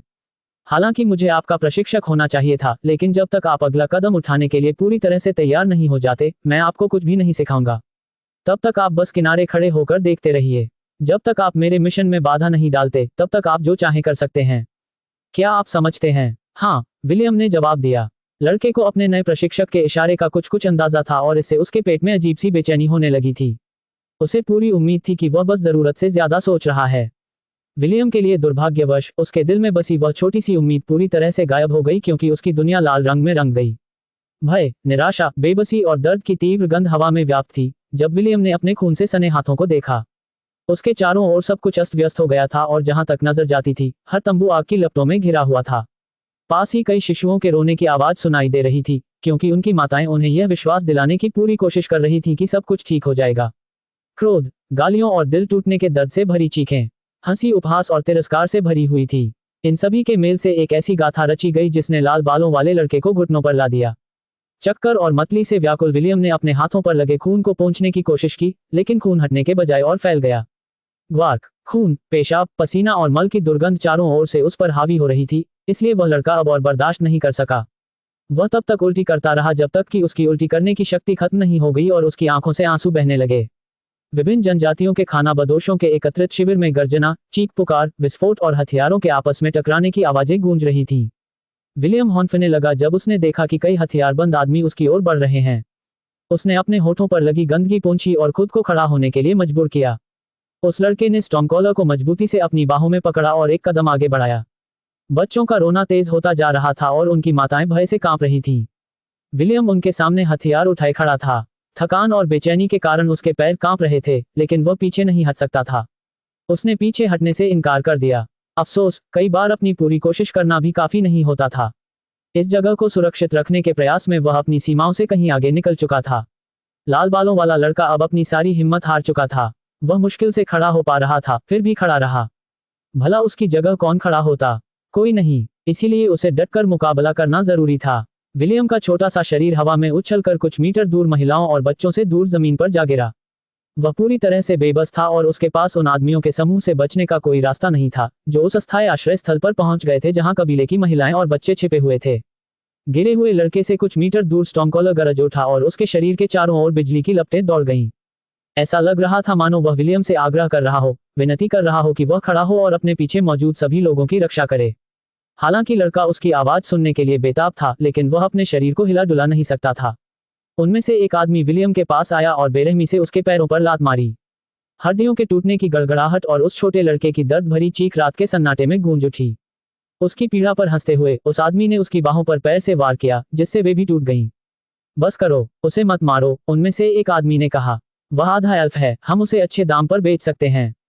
पुरुषों का वह समूह विलियम और उसके पीछे कांप रहे लोगों को देखकर हंस पड़ा। शिशुओं के रोने की आवाज के बीच विलियम की धुंधली दृष्टि दूर एक पेड़ पर टिक गई। वहां उसने एक ऐसे व्यक्ति को देखा जिसने सिर पर हुड पहन रखा था और उसके वस्त्र हवा में लहरा रहे थे। नकाबपोश व्यक्ति एक समान कदमों से पुरुषों के समूह की ओर बढ़ा, फिर भी कदमों की कोई आहट सुनाई नहीं दी। जब आखिरकार किसी ने उसे देखा, तब तक वह उस व्यक्ति से सिर्फ 1 मीटर की दूरी पर था जिसने विलियम के हाथ पैर तोड़ दिए थे। और उस दिन विलियम ने आखिरकार अपनी आंखों से देखा और आखिरकार समझा कि लोंड की सीमाओं के बाहर की दुनिया दुख और संघर्ष से भरी जगह थी, जहां बलवान लोग कमजोरों को धमकाते थे और दुष्ट तानाशाह निर्दोष लोगों की जान ऐसे ले लेते थे मानो वे सिर्फ घास काट रहे हों। विलियम की चेतना अंधकार में डूबने से पहले उसने नकाबपोश व्यक्ति को अपनी ओर कुछ कहते हुए सुना। मृत आत्मा को शांति में विश्राम के लिए की जाने वाली प्रार्थना। उन आदमियों के समूह से निकला खून फव्वारों की तरह हवा में उछला और बारिश की तरह उस छोटे लड़के के शरीर पर गिरा। राहत की बात सिर्फ ये थी कि विलियम पहले ही बेहोश हो चुका था और उसे अपने आसपास क्या हो रहा था इसकी कोई जानकारी नहीं थी। नकाबपोश आदमी जमीन पर पड़े उस दयनीय लड़के को देख रहा था, जिसके अंग असामान्य रूप से मुड़े हुए थे और खून से सने आंसुओं से उसका सुंदर चेहरा लथपथ था। बेहोश होने के बावजूद उसके आंसू लगातार बह रहे थे। शायद विलियम उन लोगों के लिए रोया जिनकी जान चली गई थी, या शायद वह अपने खुद के नुकसान के लिए रोया। कारण चाहे जो भी हो, एक बात स्पष्ट थी। जब सुबह हुई तो 1 महीने से भी अधिक समय पहले लोन छोड़कर गया वह लड़का फिर कभी पहले जैसा नहीं रह पाएगा। योजक चिन्ह। विलियम की तुलना में ईव को संभालना बहुत मुश्किल है, अन्ना ने बगीचे में खिले फूलों को देखते हुए सोते हुए बच्चे की पीठ पर धीरे से थपथपाते हुए कहा। पिताजी, आपको क्या लगता है वह कब वापस आएगा? जेम्स अपनी सोई हुई पोती को मुस्कुराते हुए देख रहा था, लेकिन जब अन्ना ने विलियम का नाम लिया तो उसकी मुस्कान गायब हो गई और उसकी जगह चिंता के भाव आ गए। उसे लोन छोड़े 6 महीने हो चुके हैं, जेम्स ने जवाब दिया। मुझे यकीन है कि वह वापस घर के रास्ते में होगा, एना ने मुंह बनाते हुए कहा। पिताजी, आपने विलियम को कहाँ जाने का आदेश दिया है? मैं नहीं चाहती कि ईव अपने बड़े भाई के साथ समय बिताए बिना बड़ी हो। लाल बालों वाले लड़के ने जिद की कि ईव उसे चचेरा भाई कहने के बजाय बड़ा भाई कहकर बुलाए। एना ने हंसते हुए उसकी बात मान ली क्योंकि उसे विलियम की प्रतिक्रिया काफी मजेदार लगी। उसे इस बात का अंदाजा नहीं था कि जेम्स ने उस बेचारे लड़के को एक ऐसे मिशन पर भेजा था जिसके कारण वह बदल जाएगा। अचानक जेम्स ने अपना सिर उठाकर लॉन के उत्तरी द्वार की ओर देखा क्योंकि उसे एजियो से एक गुप्त संदेश मिला था। वह जल्दी से बगीचे से निकला और उत्तर की ओर चल पड़ा। जब वह द्वार पर पहुंचा तो उसने 2 नकाबपोश लोगों को देखा। एक लंबा, एक छोटा, और दोनों ने नकाबपोश वस्त्र पहन रखे थे। जेम्स ने उन दोनों को तुरंत पहचान लिया था। लॉन के लॉर्ड के चेहरे पर शांत भाव थे और वे उन दोनों के आने का इंतजार कर रहे थे। मैं लौट आया हूं, मेरे स्वामी, एजियो ने अभिवादन के रूप में अपना हाथ अपनी छाती पर रखा। वापस स्वागत है। जेम्स ने संक्षेप में सिर हिलाया और फिर उस छोटे लड़के की ओर मुड़ा जिसका चेहरा वह देख नहीं पा रहा था। वापस स्वागत है, विलियम। लड़के ने केवल सहमति में सिर हिलाया और कुछ नहीं किया।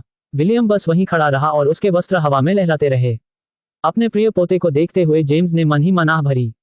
वह तुरंत समझ गया कि लड़का भावनात्मक मिलन के मूड में नहीं था। तुम दोनों सफर से थक गए होगे, जेम्स ने कहा। चलो घर वापस चलते हैं। मैं हेलेन से तुम दोनों के लिए कुछ अच्छा बनाने को कहता हूँ। मैं नहीं जा रहा हूँ। सामने खड़े हुड वाले लड़के को देखते हुए जेम्स ने भौहें चढ़ा ली। मैं निवास स्थान पर नहीं जा रहा हूँ, विलियम ने कहा। मैं गुरुजी के घर जा रहा हूँ। विलियम ने जेम्स के जवाब का इंतजार नहीं किया और उसके पास से गुजर गया। विलियम के कार्यों से बुरा व्यक्ति क्रोधित नहीं हुआ। बिल्कुल नहीं, वह क्रोधित हो ही नहीं सकता था क्योंकि भीतर ही भीतर वह बहुत दोषी महसूस कर रहा था। जेम्स अपने पोते की पीठ को देखता रहा जो लॉन के दक्षिण की ओर जा रहा था जहां सेलिन का निवास स्थान था। दूसरी बार आह भरते हुए उन्होंने एजियो को अपने साथ घर वापस आने का इशारा किया। वे एजियो से यह विस्तृत रिपोर्ट सुनना चाहते थे कि उनके पोते ने लॉन से 6 महीने की अनुपस्थिति के दौरान क्या क्या अनुभव किया था। कितने? जेम्स ने पूछा। 100, एजियो ने उत्तर दिया। सिर्फ 100? हाँ, जेम्स ने अपनी आंखें बंद कर लीं और उंगलियां कुर्सी पर थपथपाने लगी। वह सोच रहा था कि आगे क्या करना है, क्योंकि वह जानता था कि वह विलियम को उसकी वर्तमान स्थिति में नहीं रहने दे सकता। जितनी देर वह इस हालत में रहेगा, उससे बाहर निकलना उसके लिए उतना ही मुश्किल हो जाएगा। धन्यवाद और आपको परेशान करने के लिए क्षमा करें, जेम्स ने अपने वफादार अधीनस्थ की ओर देखते हुए कहा। क्या आप मुझे विस्तार से बता सकते हैं कि वास्तव में क्या हुआ था?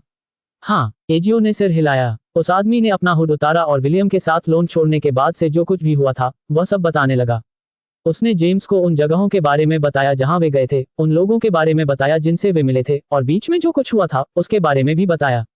बूढ़ा व्यक्ति गंभीर भाव से सुन रहा था, मानो उसे डर हो कि वह एजियो की कहानी का एक भी शब्द न चूक जाए। इसी बीच विलियम सेलिन के घर पहुंच चुका था, लेकिन अपने मालिक से मिलने के बजाय वह बकरियों के बाड़े में चला गया। अंदर जाकर उसने सारी खिड़कियां बंद कर दी और प्रवेश द्वार पर ताला लगा दिया। छोटा लड़का उस कोने में गया जहां भूसा करीने से कतार में रखा था और उस पर लेट गया। थोड़ी देर में उसकी आंखें बंद हो गईं और उसे नींद आ गई। उसका शरीर बीच बीच में कांपता था और कभी कभी उसके होंठों से शब्द निकल जाते थे। वह अपने सपने में पिछले 6 महीनों में देखे गए बुरे सपनों को फिर से जी रहा था। ये पहली बार नहीं था, क्योंकि यात्रा के दौरान उसने अनगिनत बार इसका अनुभव किया था। कुछ घंटों बाद वह नींद से जागा। उसके पेट में गुड़गुड़ाहट हो रही थी और अब खाने का समय हो गया था। लड़का लौंड लौटते समय अपने द्वारा तोड़े गए फलों को अपने भंडार क्षेत्र से निकालने ही वाला था कि तभी बकरियों के बाड़े का दरवाजा अचानक खुल गया। अंधेरे वातावरण में अचानक तेज रोशनी फैल गई और लड़के को अचानक तेज रोशनी के कारण अपनी आंखें ढकनी पड़ी। मूर्ख शिष्य, तुमने पहले आकर मुझे प्रणाम क्यों नहीं किया? एक मधुर और रेशमी आवाज उसके कानों तक पहुंची। विलियम ने अपनी ओर आती खूबसूरत महिला को देखा। अगर यह अतीत की बात होती तो शायद वह डर के मारे पीछे हट जाता, लेकिन वर्तमान में वह केवल उदासीन निगाहों से सेलिन को देख रहा था। शिष्य गुरु को प्रणाम करता है, विलियम ने सिर हिलाते हुए कहा। मैं लौट आया हूँ, बस इतना ही। सेलिन ने अपने हाथ कमर पर रखे। कोई स्मृति चिन्ह नहीं या उपहार? गुरु के लिए उपयुक्त कोई उपहार मिलने का अवसर ही नहीं मिला, विलियम ने उत्तर दिया। अगली बार शिष्य बेहतर करेगा। सेलिन ने झुंझलाहट में अपनी जीभ चटकाई। उसे मौजूदा विलियम पसंद नहीं आ रहा था और यह बात उसे बहुत परेशान कर रही थी। घर जाओ और मेरे लिए जल्दी खाना बनाओ, सेलिन ने आदेश दिया। ध्यान रहे, दिल लगाकर बनाओ। ठीक है, विलियम ने भूसे के ढेर से उठते हुए सिर हिलाया। उसने ये सवाल नहीं किया कि उसके स्वामी को दोपहर 3 बजे खाना क्यों चाहिए था और न ही उसका पूछने का कोई इरादा था। लड़का बस सेलिन के पीछे पीछे घर वापस गया और सीधे रसोई की ओर चल पड़ा। अपनी चौकी पर बैठा ओलिवर सेलिन के लिए खाना बनाते हुए उस छोटे लड़के को देख रहा था। विलियम लगभग 6 महीने के लिए लोन से बाहर गया था और जब वह लौटा तो उसका यही हाल हो गया था। तोते बंदर को पहले से ही पता था कि ऐसा होना ही था। हालांकि शरारती विलियम को एक भावनाहीन बच्चे में बदलते देख वह फिर भी परेशान हो गया। 1 घंटे बाद सेलिन विलियम के सामने डाइनिंग टेबल पर बैठी थी। उसके होठों के कोने हल्के से फड़क रहे थे क्योंकि वह अपने खूबसूरत चेहरे पर मुस्कान बनाए रखने की कोशिश कर रही थी। विलियम, ये क्या है? सेलिन ने पूछा। गुरुजी, ये सब्जी और फलों का सलाद है, विलियम ने उत्तर दिया। तुम्हें पता है ना कि मुझे मांस खाना पसंद है। हाँ, तो फिर आपने कोई मांसाहारी व्यंजन क्यों नहीं बनाया? सेलिन ने पूछा। सलाद अच्छा होता है, लेकिन ये तो मुख्य व्यंजन के साथ परोसे जाने वाले व्यंजन के रूप में ही काम आता है। मुझे मांस की गंध पसंद नहीं है, विलियम ने लापरवाही से अपनी प्लेट में सलाद भरते हुए जवाब दिया। वह अगर खाना चाहते हो तो खाओ, अगर नहीं खाना चाहते तो मत खाओ वाला रवैया अपना रहा था, जिससे सेलिन को गुस्सा आ गया। बूढ़ा विलियम कभी भी सेलिन की बात नहीं मानता था और न ही उसकी मांगों, खासकर खाने पीने की चीजों को लेकर उससे बहस करता था। लाल बालों वाला ये लड़का तो सेलिन को प्रभावित करने के लिए अपनी पाक कला का भी भरपूर इस्तेमाल करता था ताकि वह उसकी तारीफ करे। हालांकि उसके सामने बैठे इस लड़के को इस बात की परवाह नहीं थी कि वह खाना चाहती है या नहीं, जिससे उसे सिरदर्द हो रहा था। सुंदर परी ने अनिच्छा से विलियम द्वारा तैयार किए गए व्यंजन खाए। हालांकि उनका स्वाद अच्छा था, फिर भी वह नाश्ते, दोपहर के भोजन और रात के खाने में मांस खाना पसंद करती थी। वह मन ही मन जेम्स को अपने शिष्य के साथ ऐसा करने के लिए कोस रही थी। सेलिन को इस बात का पछतावा हो रहा था कि उसने बूढ़े आदमी के इस सुझाव पर सहमति जता दी थी कि विलियम एजियो के कुछ मिशनों में उसके साथ जाए। शायद हमने जल्दबाजी ज्यादा कर दी। सेलिन ने आह भरी और उस लड़के की तरफ देखा जिसने खाना खत्म कर लिया था। विलियम, आज रात मेरे कमरे में आना, सेलिन ने अपने हाथ में रखा कांटा नीचे रखते हुए कहा। ध्यान रहे, अच्छे से नहाना, समझे? जी हाँ, विलियम ने उत्तर दिया। मालिक, अगर आपको मेरी कोई जरूरत नहीं है तो मैं बकरियों के बाड़े में वापस जा रहा हूँ। जाओ, लेकिन याद रखना, आज रात मेरी तुमसे मुलाकात है। सेलिन को एक संक्षिप्त इशारा करके विलियम घर से निकलकर बकरियों के बाड़े की ओर लौट गया। सेलिन और ओलिवर ने एक दूसरे की ओर देखा और एक ही समय पर सिर हिलाया। तो इसका मतलब है कि बीती बातों पर पछताना नहीं चाहिए। ओलिवर ने आंखें घुमाई। कितनी सटीक कहावत है ना मालकिन? ओलिवर, हाँ, मेरे लिए कुछ मांस के व्यंजन बनाओ। जैसा आप चाहें, स्वामिनी। योजक चिन्ह। सूर्यास्त के 3 घंटे बाद विलियम ने सेलिन के बेडरूम का दरवाजा खटखटाया। उसने सोने के लिए इस्तेमाल होने वाला एक साधारण सा बाथरोब पहना हुआ था और उसके शरीर से साबुन की हल्की सी खुशबू आ रही थी। अंदर आएं। हाँ, विलियम अपने गुरु के कमरे में दाखिल हुआ। सेलिन ने लड़के पर एक संक्षिप्त नजर डाली और फिर उसे बिस्तर पर आने का इशारा किया। विलियम ने आज्ञा का पालन किया और अपने स्वामी के बगल में लेट गया। फिर उसने सोने के लिए अपनी आंखें बंद कर लीं। न जाने क्यों उस खूबसूरत एल्फ को अपने दिल में थोड़ी निराशा महसूस हुई क्योंकि लड़के ने उसे नाइट ड्रेस में देखकर पलक तक नहीं झपकाए। कुछ ही महीने पहले विलियम का चेहरा सेलिन को नाइट ड्रेस में देखते ही लाल हो जाता था। अब वह ऐसे व्यवहार कर रहा था मानो वह एक वयस्क हो और सेलिन सिर्फ एक छोटी बच्ची हो जिसमें कोई भी अच्छी बात ना हो। सेलिन ने इन सामान्य विचारों को अपने दिमाग के पीछे धकेल दिया और अपना माथा विलियम के माथे पर टिका दिया। सिंक्रोनाइजेशन। विलियम के चेतना सागर को देखकर सेलिन लगभग पहचान ही नहीं पाई क्योंकि यह 6 महीने पहले देखे गए विलियम के चेतना सागर से बहुत अलग था। पिछली बार विलियम का चेतना सागर तारों से भरा हुआ था जो आकाश में तेजी से चमक रहे थे। उनके पैरों के नीचे का महासागर इन तारों को प्रतिबिंबित करेगा और चकाचौंध भरे रंगों से भरी एक दुनिया का निर्माण करेगा। अब विलियम की दुनिया में केवल एक ही रंग बचा था और वह था लाल। आकाश में लाल बादल छाए हुए थे और उसके पैरों के नीचे समुद्र का रंग गहरा लाल था। समुद्र की सतह में अनगिनत हथियार धंसे हुए थे जिनके हैंडल चुनौती भरे अंदाज में आकाश की ओर इशारा कर रहे थे। तलवारें, भाले, कुल्हाड़ियां, कटारें और कई अन्य प्रकार के अनूठे और दुर्लभ हथियार हर जगह दिखाई दे रहे थे। इन सब के बीचों बीच एक छोटा सा व्यक्ति हुड पहने खड़ा था।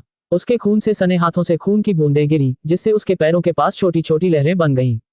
ये दृश्य देखकर सेलिन ने भौहें से कुड़ी, लेकिन उसके कदम नहीं रुके।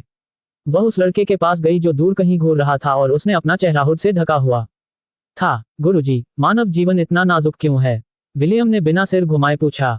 निर्दोषों को ही क्यों कष्ट भोगना पड़ता है? यदि दूसरों के प्रति सद्भावना दिखाने पर पीठ में छुरा घोंपा जाए तो दयालुता का क्या अर्थ? विलियम ने आखिरकार अपना सिर घुमाकर उस खूबसूरत महिला को देखा जिसने अतीत में उसे अनगिनत बार प्रताड़ित किया था। मुझे लगता है कि अगर सब लोग एक दूसरे के प्रति अच्छा व्यवहार करना बंद कर दे तो बेहतर होगा, विलियम ने धीरे से कहा। इस तरह अगर कोई आपके गले में पट्टा डालकर आपको गुलाम के रूप में बेच दे तो आपको विश्वासघात का एहसास नहीं होगा। सेलिन एक कदम आगे बढ़ी और फिर धीरे से विलियम के सिर के पिछले हिस्से को पकड़ लिया। इसके बाद उसने उसे अपने सीने से लगा लिया और कसकर गले लगा लिया। विलियम को अपनी स्वामिनी की गर्माहट और कोमलता का एहसास हुआ, साथ ही उसके शरीर से आती जानी पहचानी खुशबू भी। हालांकि इसका अब वह महत्व नहीं था जो पहले हुआ करता था। उसके लिए अब कुछ भी मायने नहीं रखता था। उसे सेलिन की कष्टदायक शिक्षाओं की भी याद आती थी। कम से कम उन दिनों में तो वह दर्द से चीख चिल्ला सकता था। अब उसकी आंखों के सारे आंसू सूख चुके थे। अब उसके पास बहाने के लिए आंसू नहीं बचे थे। उसे अब कोई परवाह नहीं थी। उसके लिए अब जो जीवन वह जी रहा था उसका कोई अर्थ नहीं रह गया था।